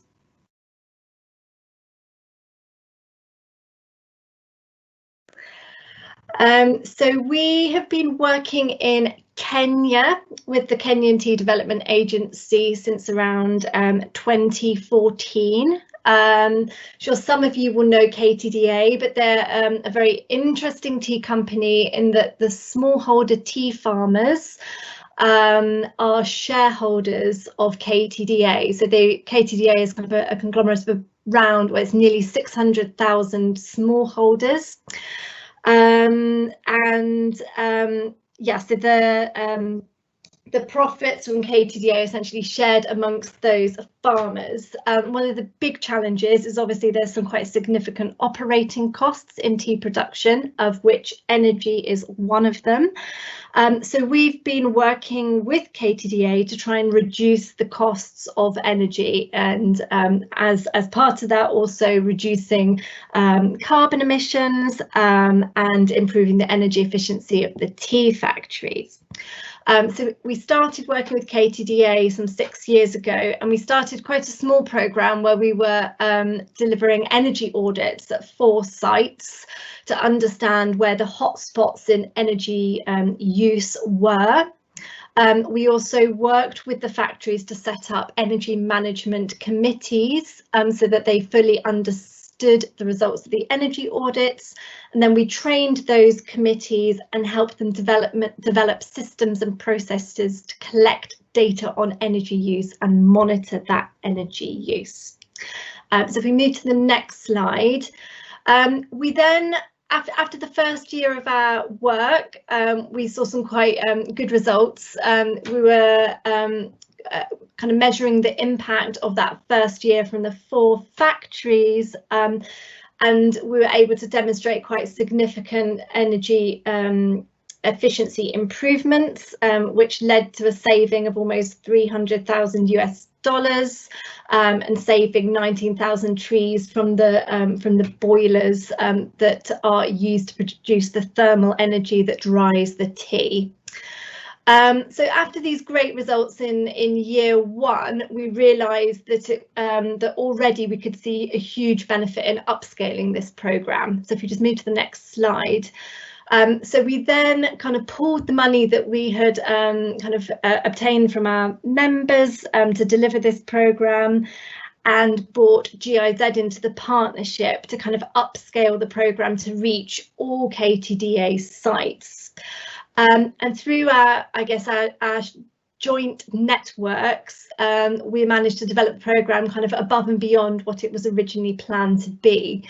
The key things that we delivered, the things that got me most excited, were around the auditing programme. So in collaboration with GIZ and Strathmore University, we developed a programme of energy audit training. So we inbuilt capacity for energy auditing within KTDA, so that there was an in-house team of energy auditors. So we did no longer need to rely on external consultants, and they went through an official training programme and got their kind of energy auditor certification. And now those energy auditors are completing the energy audits for KTDA. They also developed a really sophisticated kind of data collection system based on that was run from the head office, with an energy manager who was collecting the data from all sites across KTDA, which is now some 69 factories. It was 67 when we started, but now 69, and kind of monitoring progress across all sites on a month-by-month basis. We also developed extensive training programs for all the different job roles within KTDA, and I think this is one of the reasons why the programme was so effective. So energy management committees were set up at each site. We developed training for those committees. We then also developed specialist trainings for the electrical engineers, for the boiler operators, and for the factory floor staff, so that they all knew how to improve energy efficiency within their specific job roles. KTDA then also incorporated energy efficiency into their staff induction trainings. We then kind of upskilled the regional management as well, so that the regional managers had ownership over energy efficiency. And KTDA also decided to kind of have a kind of a specialist at each of the factories on energy efficiency, and that was like a new job role that was kind of put into the company. We then did a lot of work around demonstrating best practice from kind of factory to factory. So we developed lots of case studies for the factories that were performing really well, and then had inter-factory exchange visits so that we could instill peer-to-peer learning. And then we did a lot of support also around kind of behaviour change, and then also operations and maintenance support. We also identified kind of the worst performing factories and gave them kind of extra kind of support along the way, and again in particular around exchange visits with the best performing factories so that they could kind of learn from their peers. And finally, we did quite a lot of work as well around sort of trying to develop kind of model factories, whereby we were trialling kind of new energy data collection systems and variable speed drives, and the other types of initiatives that the audits were picking up on and recommending for the factories. So if you just move to the next slide.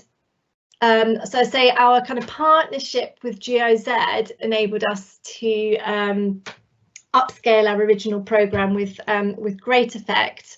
And we managed to, on a year-by-year basis, by the end of the programme, we were seeing around kind of $5 million savings in energy per factory, or not per factory, sorry, for all factories on a year-by-year basis. That's the total covering all the factories.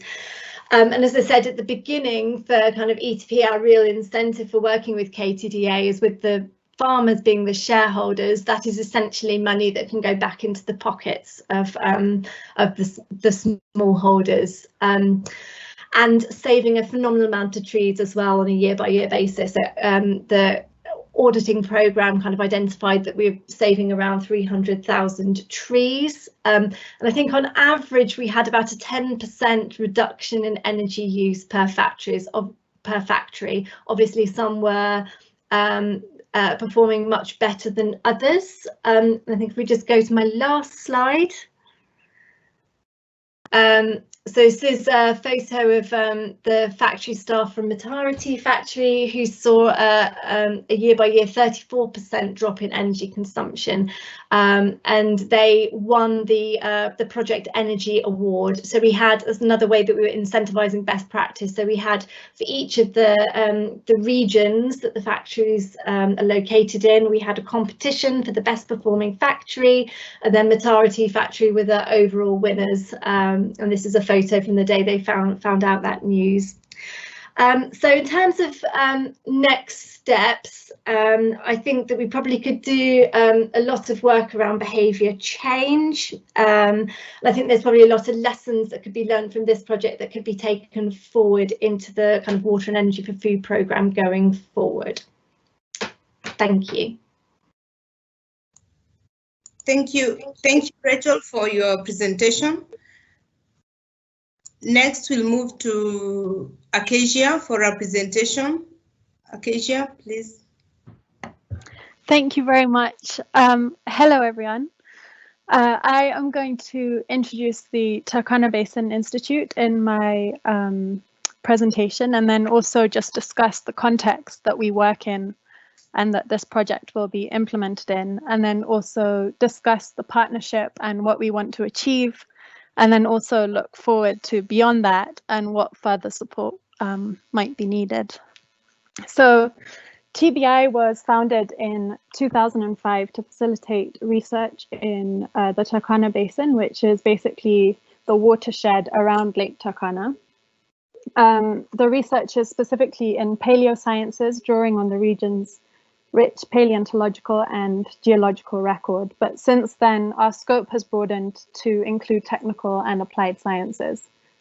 We have two field stations, TBI Turkwell, which is in Turkana County on the west side of the lake near Lodwar, and the other one is in Ileret, which is in Marsabit County. TBI Ileret is very remote. As you can see from the map, it's about 10 kilometers south of the Ethiopian border. And the nearest town is Marsabit town, which is about 400 kilometers away by road. So both facilities are entirely off-grid with their own power, water, sanitation, maintenance and agricultural systems. As such, we've sort of naturally developed experience in operating off-grid technologies and tailoring them to the local conditions, which, as you might imagine, typical of the arid and semi-arid areas of Kenya, very dry, harsh conditions.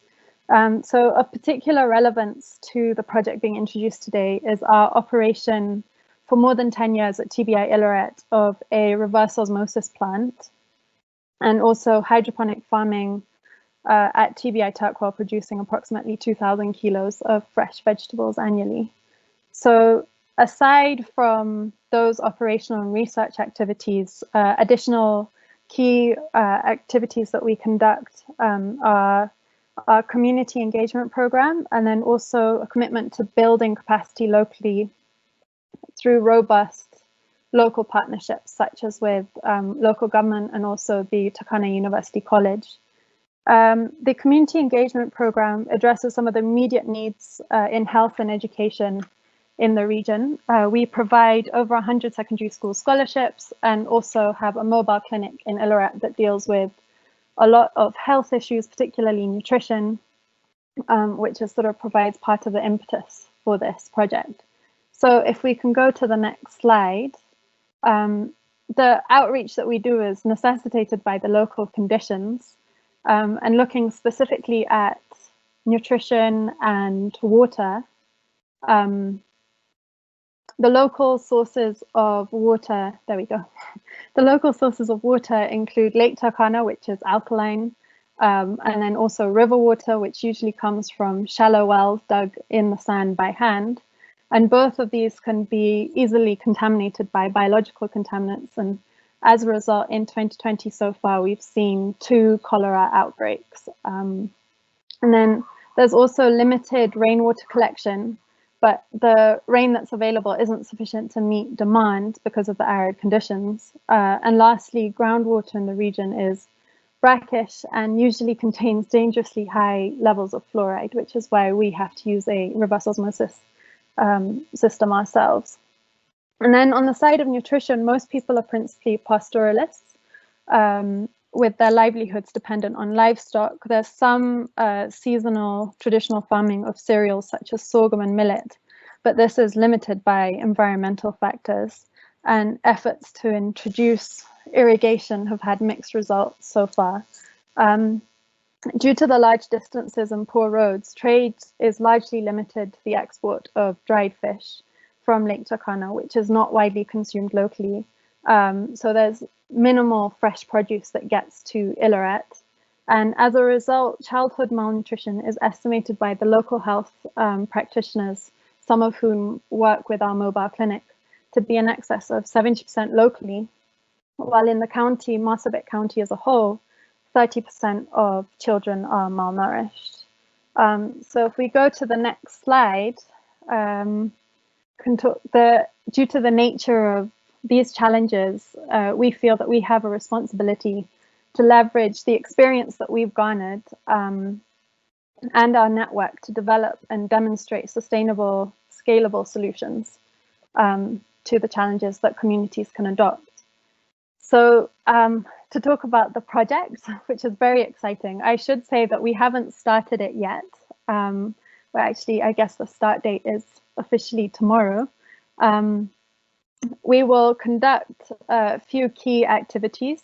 Firstly, we will install a solar-powered reverse osmosis plant that will purify 20,000 litres of water per day with no associated emissions. Reverse osmosis, or RO, works by inducing a large pressure difference across a hydrophilic membrane, forcing water molecules through but stopping all biological contaminants and most chemical contaminants. The high pressure difference results in high energy consumption. And so by switching from diesel to solar, we'll save 64 tons of CO2 emissions.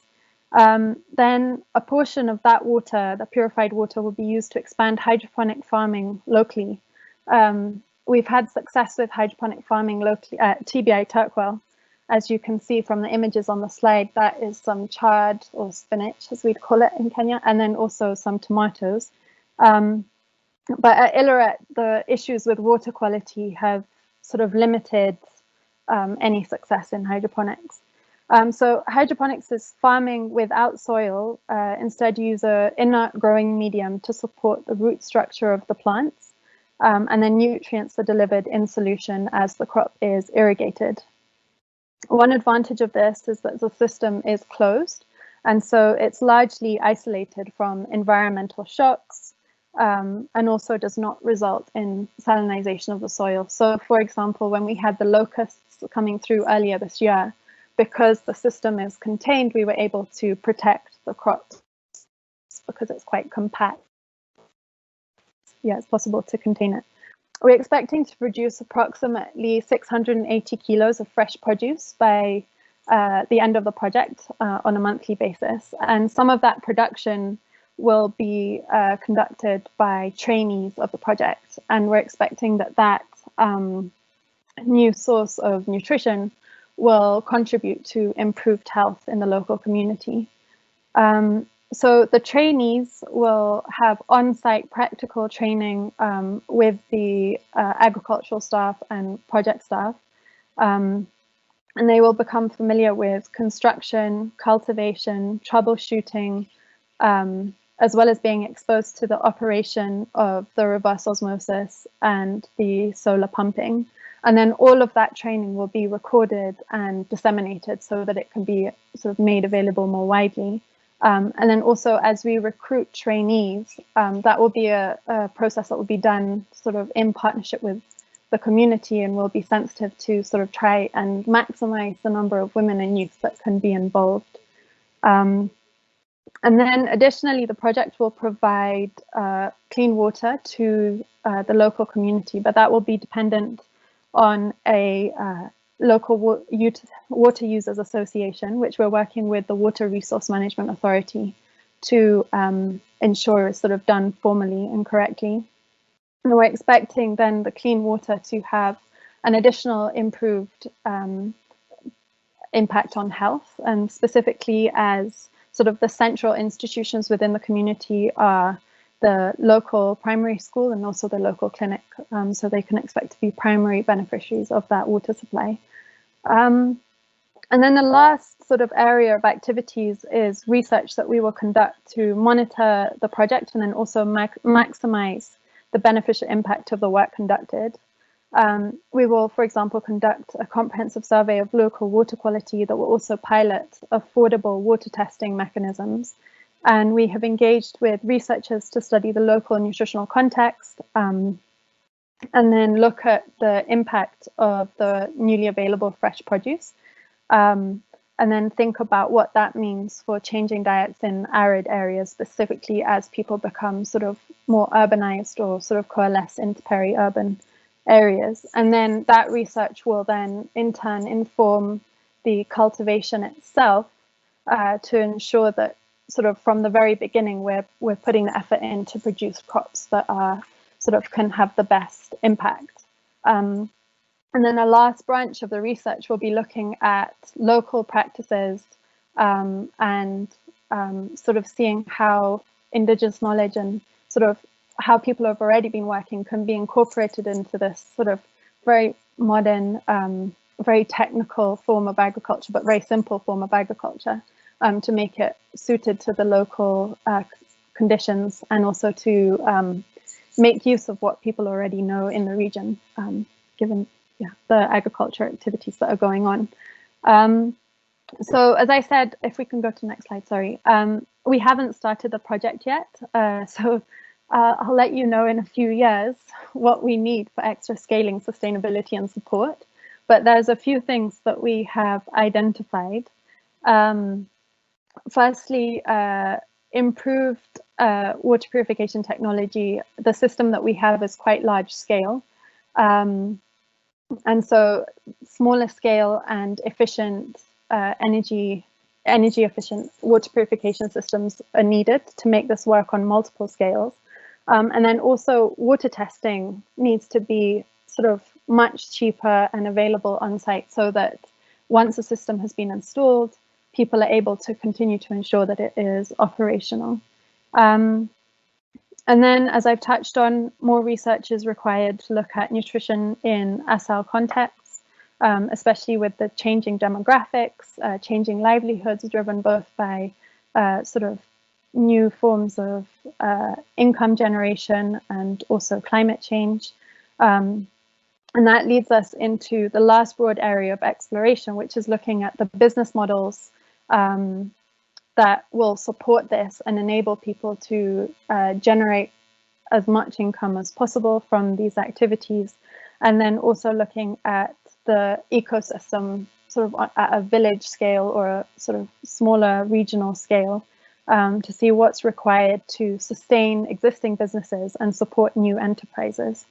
So that in a few words is the project, and thank you very much for the opportunity to conduct this work, and I really look forward to sharing information from it with you all. Thank you. Thank you very much, Acacia, for your presentation. Thank you, everybody. Thank you, Paul. Thank you, Rachel. And I see there are not many questions on the Q&A. If any, we'll post this on the website, and their presentations will also be available there. I think in the interest of time, we can move to the next presentation. Thank you. Thank you, everybody.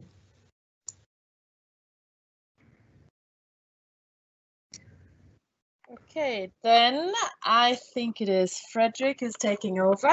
That's the last session, and we'll touch a little bit on what we're doing in regards to communication, dialogue, and knowledge transfer.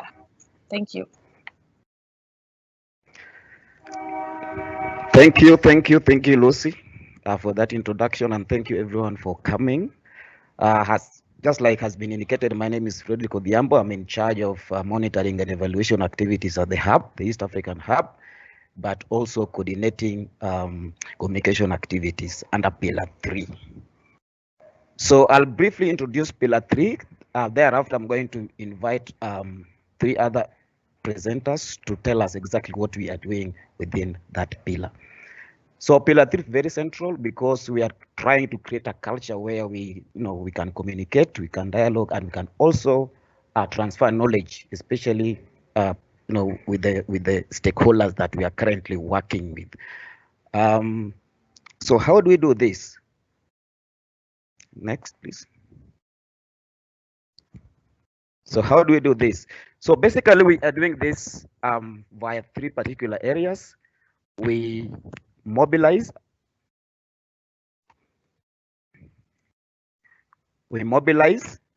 so I seem to be missing there. We promote, we sensitize, and we mobilize. And those particular activities that have been indicated there are the 3 key pillars that we work on. But most importantly, we do other things. We have other tools that we have sort of, grouped them in broad terms. And the next slide will actually tell us more about that. Thank you. Right, so the first one is the digital media. Now, under the digital media, here is why we have, things like audiovisuals that have been created to help pass on the information on the various things that we do. We have newsletters, and those other things like social media handle, the Twitter, the LinkedIn, and that kind of stuff. So, so at some point in time, I'm going to invite Sophie to give us a presentation within the digital media component, just so that we are able to see how that works out. Second, we have knowledge products, and within the knowledge products, we have things like infographic, we have things like the newsletter, and studies. And these are things that I think as the program also come to mature and we get more data and more information about these things, then we shall be writing a lot of information about this. But still on that, we have Energypedia, which I think will also be giving us some kind of presentation to see exactly the level where we have reached, even as we start off the project. The other part is the events. And within the events area, we have things like the technical workshop, which I think, at this point in time might not be possible because of this kind of situation we are in. But, we are exploiting other parameters like the webinars, the in-house meetings within the center, which still enable us to engage and also to exchange knowledge within those parameters. Now, the other one that we have are the exchanges, and the exchanges is very important because, again, as we shall be seeing from one of the projects that is currently being run by GIZ, how that works on that particular front. So at this point in time, let me take this opportunity to invite Sophie to probably just give us a sneak preview of what we're actually doing within the digital media. Sophie, welcome.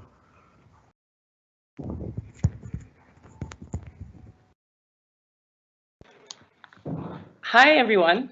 Thanks very much for that introduction, Frederick. So have you got my presentation there?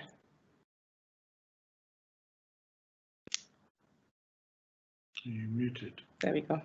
Okay, thanks. Hi, everyone. So my name is Sophie Rotman. I work as project coordinator at MEDI. Next slide, please.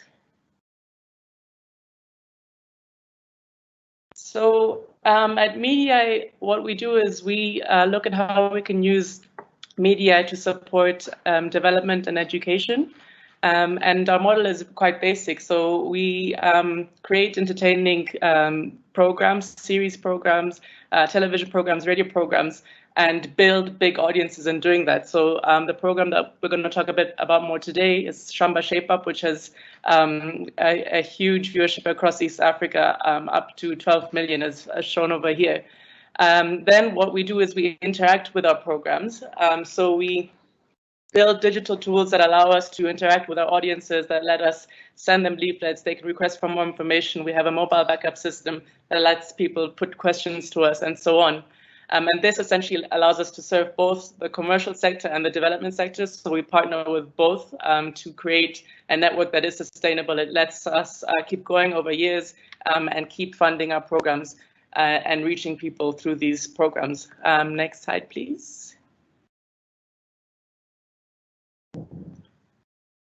So yeah, I just want to talk about a few of the different productions that we have before going into further detail about Shamba Shape Up. So when we originally started, we were looking at how we can use media to discuss different development and social issues. One of our earlier programs is called Makutano Junction, which is really looking at the lives of people in a semi-rural setup. But within that program, we were looking at issues around health. Malaria was a huge issue. We were looking at financial inclusion. We were looking at education, corruption. So it was looking at a set of different development and social issues. And Makutano Junction ran for over 16 years. Another program that we have is called the No Zone. So this is a program for school kids, standards 2, 4, and 6, where we're looking at what they should have learned in school, particularly in maths and English. And the goal there is really to support kids have a place that they can come to on the weekend and repeat what they should have learned in school in a very interactive and fun way. So No Zone has also been running for nearly 11 years now, and has it's actually growing viewership, especially now during COVID. We've had over 3 million households watching the program every week. Mpeketown is a drama series that looks at farming as a business, particularly targeting young people and women. It's based in a fictional town in Uganda. And again, it's really promoting agribusinesses. So looking at how can I add value to the produce that I have, how can I access loans, how can I finance what I'm doing? And it's again set up as a drama series, so in a very light and entertaining fashion, but with a very clear educational component to it as well.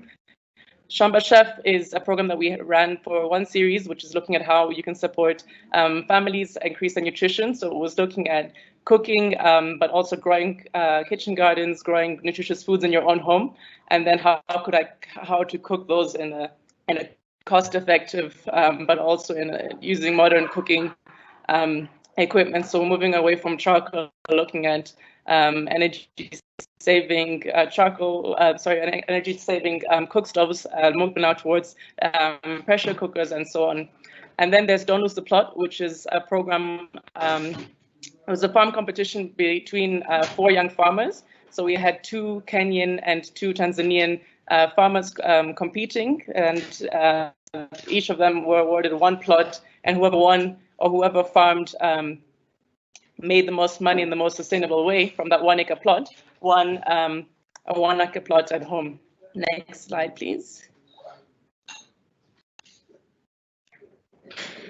So I had a video, but I think we've skipped that. So in the video, what I really wanted to show was look at how media has impacted particularly climate change over the years. So I'll just summarize what happens in that video. But basically, over the last 10 years, we've seen that one of the key issues that a lot of farmers face on their farms is linked in one way or another to climate change. So back in a few series ago, we worked together with CCAFs to really look at how we could support farmers tackle that challenge. And one of the key issues that we looked at was making silage and hay as a way of being able to still feed your cows in the dry season, so that you were able to still milk them when there was, basically, market prices were going up because there was less milk produce. And that worked really, really well. And now coming back to where we are today, we still continue to see that climate change is the key issue that farmers face, and they don't name it as such, but in one way or another, people will say, oh, the rains came late, or there wasn't enough water, and so on. So we're really happy to partner with GIZ in this series, looking at the solar-powered irrigation systems as a way of combating climate change. We spent the last few days actually working around Kajiado and Machakos, and found that the farmers that did have some kind of irrigation system were doing far, far, far better than those who didn't, especially in these drier areas. It's such a key way that you can adapt to the lack of rains, to irregular rains. So with GIZ, we're looking at having on our program Shamba Shape Up 4 different episodes. So how Shamba Shape Up works is that we look at an entire growing season. So in the beginning of March, we started broadcasting. We're looking at issues around soil testing, planting, seed selection. And then as the season goes on, now we're looking at weeding, thinning, pest and disease management, all the way to harvest, storage, and markets. That's for crops. And then livestock, it's event-based. So we're looking at, for example, AI, or feeding, feeding your dairy cows, or hygiene and vaccines for chicken, and so on. So in that, we're trying to have climate change as a very central topic that goes across every of the 26 episodes.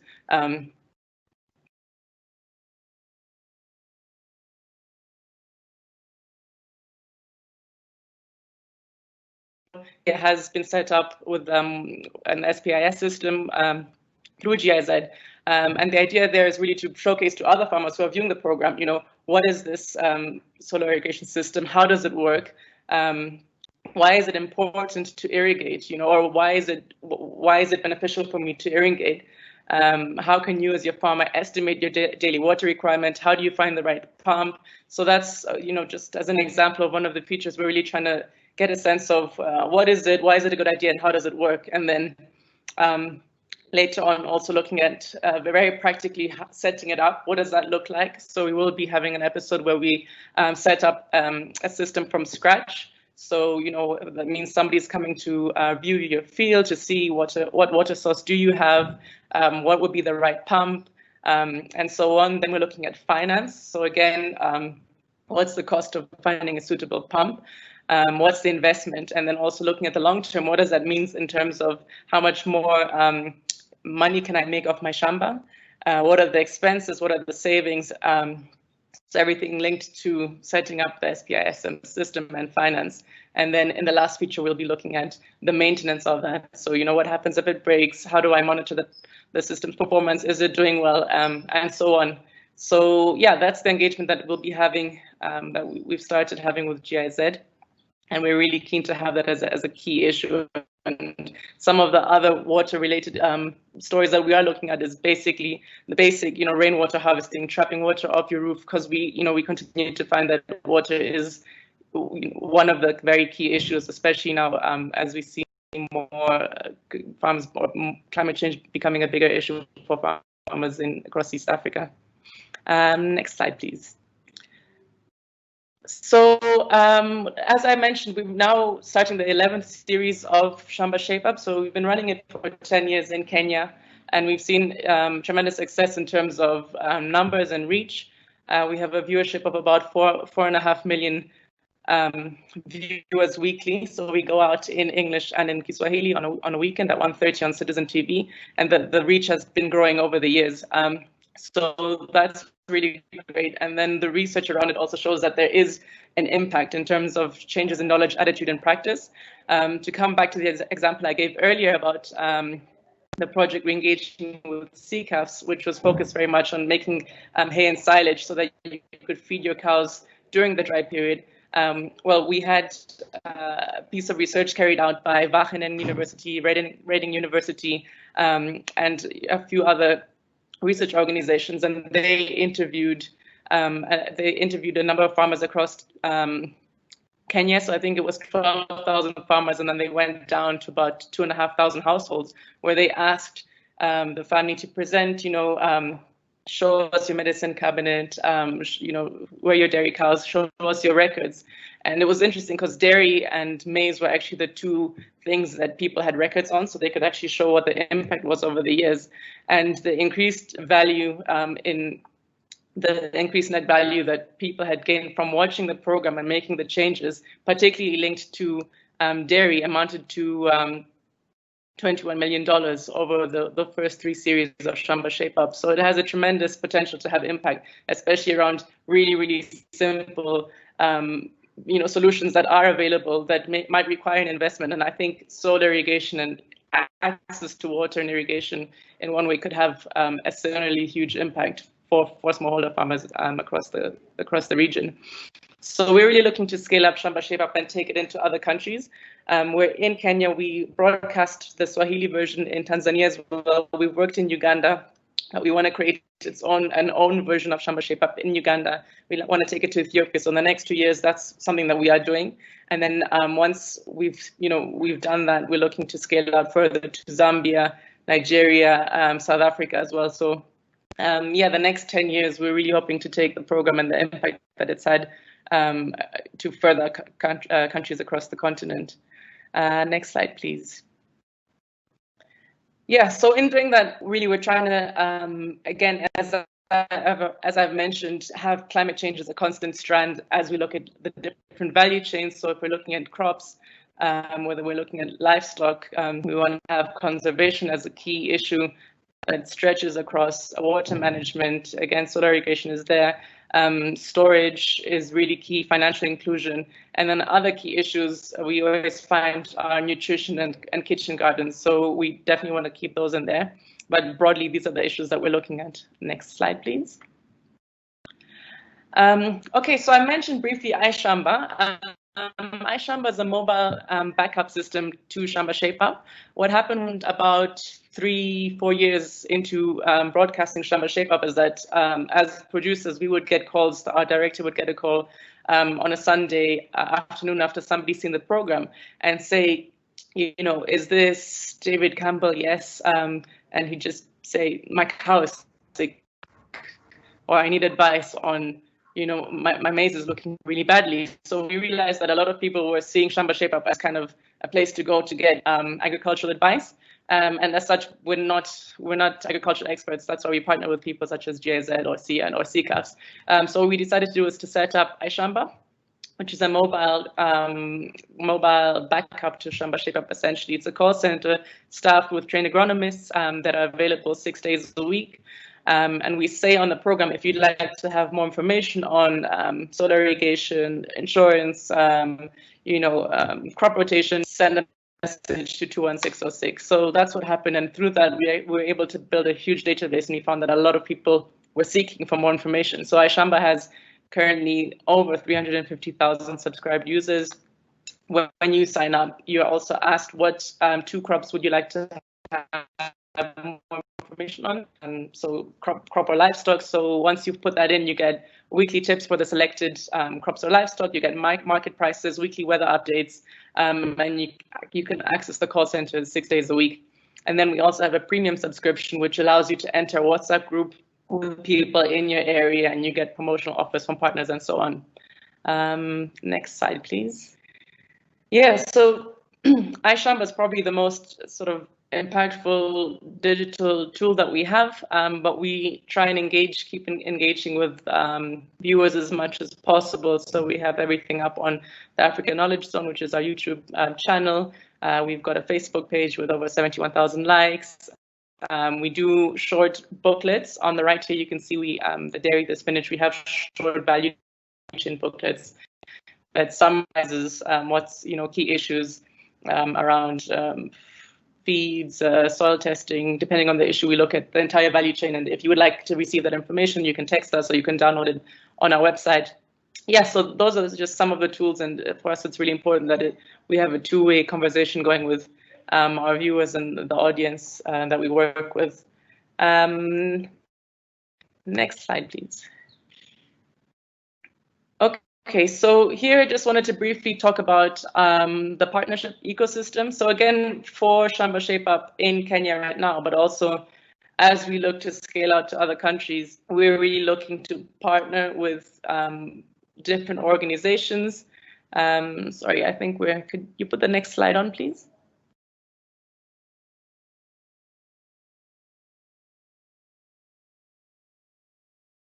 Okay, I'll just keep talking. Anyway, so what we're really looking is we're seeking out to have more partners that can support both in terms of funding, but particularly around content as well. So I've just listed on a slide that I don't think we can see. There we are. Different partners that we have worked with that have funded the program, been really big supporters, including UK Aid, the World Bank, USAID, and so on. And when it comes to content partners, and especially around the climate change issue, we've partnered together with CGIAR, CCAF, CIAT, Biodiversity International, and we're really keen to work with more organizations that are doing work such as GIZ in the solar irrigation space. We worked with SIB, WFP, and so on. So for us, it's really valuable to have partners such as yourselves that are experts in the fields that they work in, that can provide neutral information around different issues. So when we're promoting different solutions around climate change, they can give people options of what is available, and kind of just arming them with information so they can make good decisions about what's relevant to their farming activities and to their livelihoods, essentially. Yeah, so I think that's all from me. If you want to go to the last slide. Yeah, I'd like to thank you all for your attention, and I hope you get in touch with us. We'd be really keen to partner and see what everybody is doing and how we might work together to scale out really important information to millions of farmers across the continent. So thank you.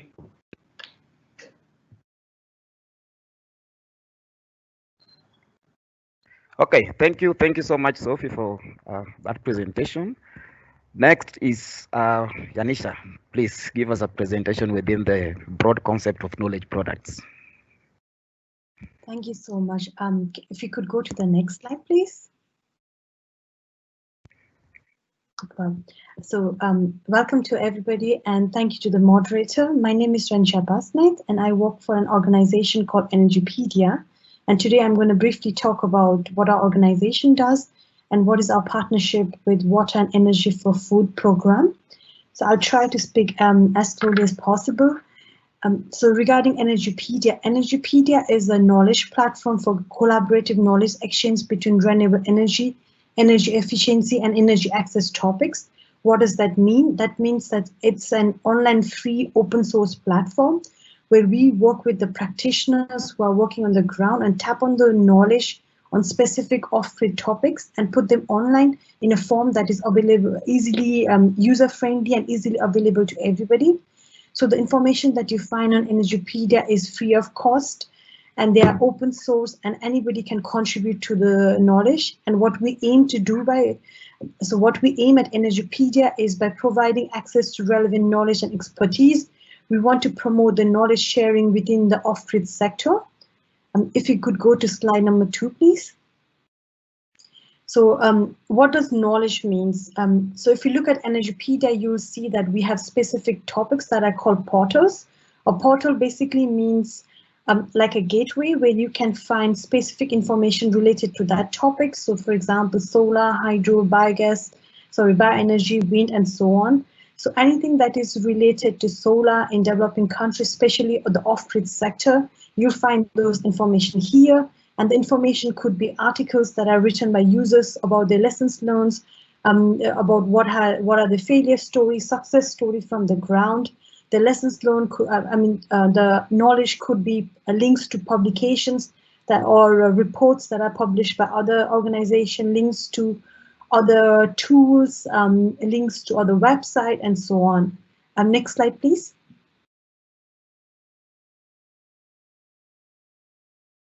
So apart from portals, which is our standard knowledge product, what kind of other knowledge products do we have? We also do a lot of webinars. You might have seen the recent ongoing webinars on the humanitarian setting, which is the one that we are currently ongoing, but we do a lot of webinars within energy access, gender, off-grid energy, and so on. And we also have a lot of database. For example, a database where we host all the latest publications that are launched or released within the off-grid energy space, so that practitioners who are working in the off-grid energy space have access to these resources and can also share the resources on Energypedia. Can we go to next slide, please? So in terms of relevance of Energypedia, the platform itself, www.energypedia.info, that is the open platform. It is visited by more than 70,000 unique readers per month. And in terms of registered users, 10,570 is the current number.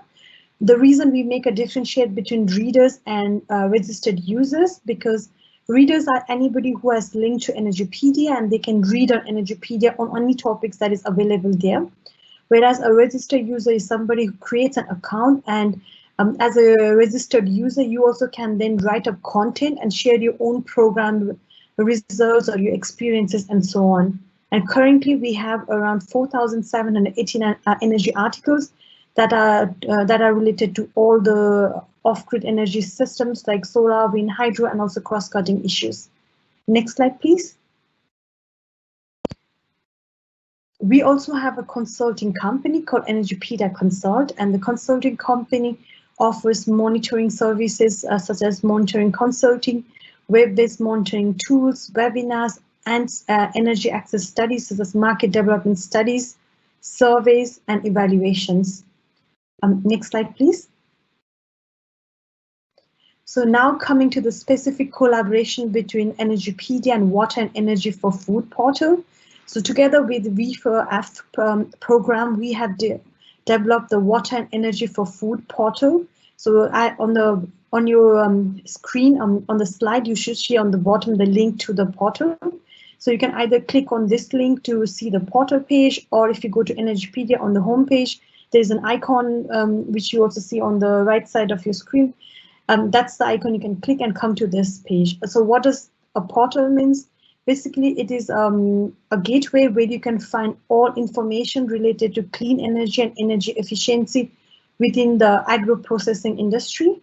So if you could go to next slide. So in the next slide, you see that what do I exactly mean by agri-processing? So these are the key topics where we have collected all the relevant information that are out there on this topic.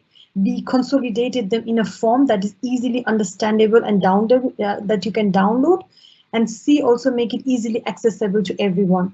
So for example, if you are somebody who is just starting with water and energy or agriculture and wanted to learn more about how is energy related to pumping or let's say cooling, then you would come to this portal, you go to one of this, let's say application in food and agriculture, you click on drying, and then you come to an article where this article will provide you a quick overview on the topic. So how is energy relevant to drying processes, or what are the case studies out there? And then it will also, if you want to get deeper knowledge, this article will also, this section will also have links to relevant publication, tools, or other external website where you could go and get deeper knowledge on this section. So basically the idea of this information portal that we developed with the Water and Energy program is to not only give you a first-hand like an intro into all the major intersections within the water and energy for food topic, but at the same time give you an opportunity to have a quick glance at all the available resources that are available on this topic. And here you can also find all the knowledge products that are released by the Water and Food for Energy program. For example, the latest reports or any tools. Killian, in his previous talk, he also talked about a course. That course you can also find in one of the articles, and that course is also mentioned here. So all these resources, you can find it here. So this serves as your one-stop for all information that is related to water, energy, and food. Could we go to next slide, please? So before I go to this, I quickly wanted to share that we also have now developed a French version of the Water and Energy for Food portal. So for all the French people, for all the French people who are interested in reading more about in French, please either go to the English portal, Water and Energy for Food, and then upper left side, there is a button called French. Or you can go to this link, and that will allow you to go directly to the French side where all the content is translated into French, and you have links to all the relevant publications and everything in French. Could you go one slide back, please? Perfect. So when I said you have a portal and you click on them and come to an article, this is what I meant. So when you go to the portal and let's say you touch upon one of the page, it opens into like an article form. That means this section, let's say the article that you click on is the link between energy and food. Then it will have an introduction section. It will have the main section where it will explain over the topics. It's not mentioned here, but then if it's available, you have a publication section where all the latest publication on that topic is available. And then you'd also have a tools section where if there are any tools that is relevant to that, for example, let's say we are looking at an article called as solar pumping. So maybe the solar toolbox will be linked there. So basically it is like a one-shot, one straight page where you can find all the relevant information and links on that topic. Next slide, please. Perfect.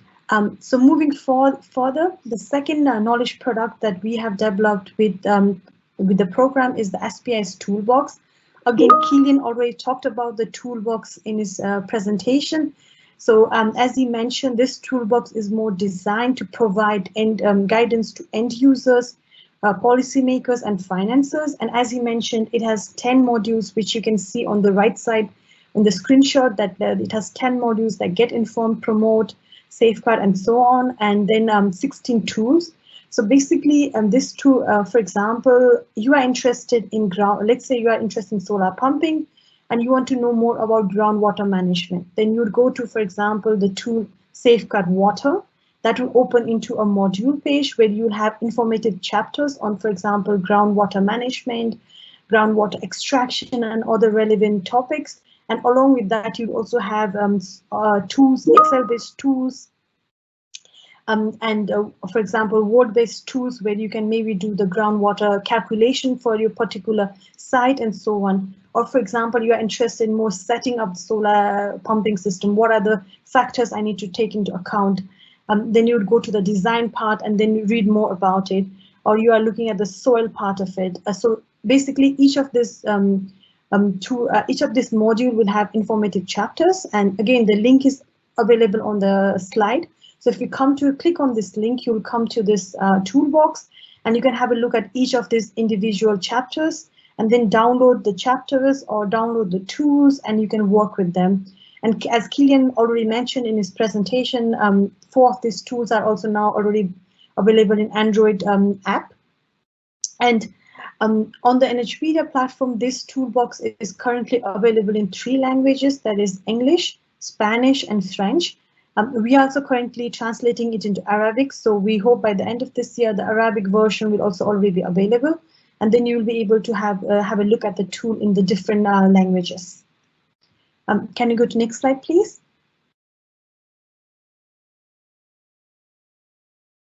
And the final knowledge product is the V4F project database.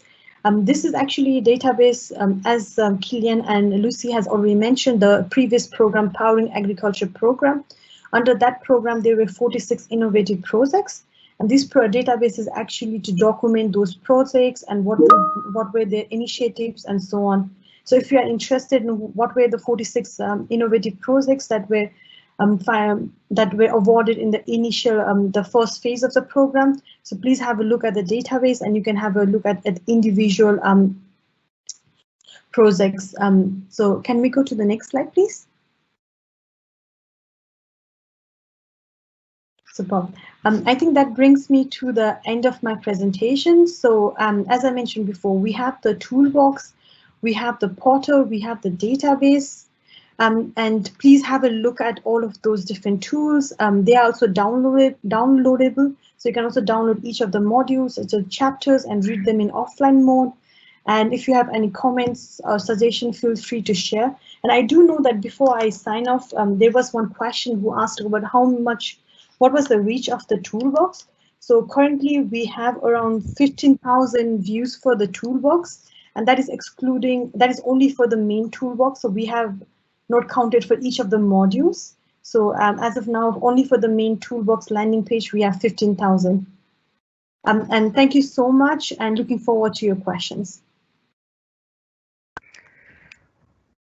Right. Thank you so much. Thank you so much, Janisha, for that presentation. Last but not least, I would now like to invite Nilanjan to give us a sneak preview of what we have in the exchange program. Nilanjan, welcome. Thank you. Thank you. Next slide, please. So here, what we are trying to do is we are trying to build a collaboration between the two projects. I am Nilanjan Ghosh. I am part of GIZ India, and the program that I represent is promotion.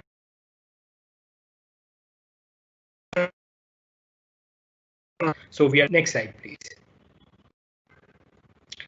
I have briefly divided my presentation into 4 parts: objective, what we are planning to do.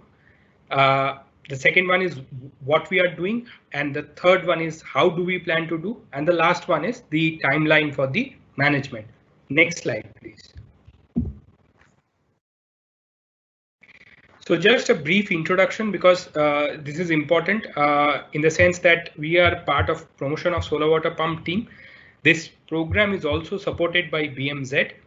And this is a 4-year-long program, and we are primarily working in the eastern and northeastern part of India. The reason is because these are energy deprived and groundwater rich states. Next slide, please. So why are we looking at this South-South knowledge collaboration? It's basically to create a platform so that we have exchange of knowledge between the two countries, or sorry, the two in the African continent and India in general. What we have seen is that India has started a large program which is targeting around 26 gigawatt of renewable energy in the agricultural space. And the approximate budget of that particular program is around 5.2 billion USD over a period of 6 to 7 years. So although there are a lot of activities and noise going around the renewable energy integration in the agricultural space, but we also know we have quite a opportunity to learn from the colleagues from Africa, especially in terms of the innovations that they are doing. Water as a service, as a sector, is still not that prominent in India, and we know that in African continent, in a lot of countries, pay-as-you-go model has taken up substantially. Mobile banking is also something which is way far ahead than what is it in India. So we hope that these two projects can bring about and have these discussions. So we are primarily targeting 2 segments. One, we are looking at the private sector from the East African countries, and also the financial institutions to come to India. Next slide, please. So what we plan to do, basically we are planning around 4 visits, each having 10 officials, and the officials will be chosen by the team, Water Energy for Food team in East African Hub. And this will be spread out over 15 months. and they will be visiting India. Now, this entire part would be the language of medium of language would be in English. We are looking at 5 to 6 days of visit in India, excluding the travel duration. The photograph that you see here is also one of the awardees under Powering Agriculture, where they had designed a portable solar pump, and that was customized on electric vehicle. So there are a lot of things which have happened in India, and it would be an opportunity to exchange and see how we can strengthen this partnership better. Next slide, please. So how do we plan to do? We have divided into 3 parts: the preparatory phase, the visit to India, and the post-visit part. The preparatory phase would be, we will have one particular webinar, which would be roughly around 60 minutes. That is basically to understand what the expectations of the visitors would be and what they should expect from the visit. There would be also 2 hours of online material in English, mainly doodle videos, podcasts, the different webinars that we have organized, or the reports and other things, whatever we have. During the visit to India, apart from interacting with government officials, financial institutions, and private sector working in this space, we will also try, and we will not try, we will make sure that they travel to one of the project sites, and so that they can have a touch and feel of the business models which are going on. I would also like to highlight this fact that International Solar Alliance is also gaining a lot of momentum. They are also trying to see how collaborations can happen between India and African countries. So we will try to ensure that during the visit there is also a bit of interaction between ISA. The last part is that post-visit, what we will try, and this is also part of a deliverable that we are looking at, is that at least one partnership between Indian private sector or a research community to strengthen the deployment of solar water pump in a sustainable manner. Next slide, please. So as I said, the project duration would be around 15 months spread over 5 quarters. We had initially planned to start the project from Q1 2021. But due to COVID, I think we have pushed it back to Q2. We hope the COVID situation improves and we can start the project as planned in Q2. Next slide, please. So there are some of the communication materials which has already been prepared from our project. The links are provided. Some are reports. The second one is mainly communication materials which we have designed for farmers to look at solar water pump as an alternative to diesel pumps.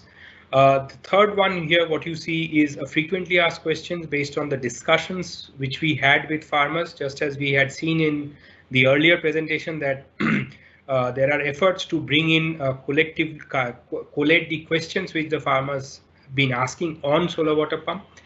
The last one is a decision support tool which is also designed. It's a digital decision support tool mainly for policymakers to look at, given the geographic condition, given the groundwater situation, given the cropping patterns in different parts of India, what can be the most sustainable deployment model.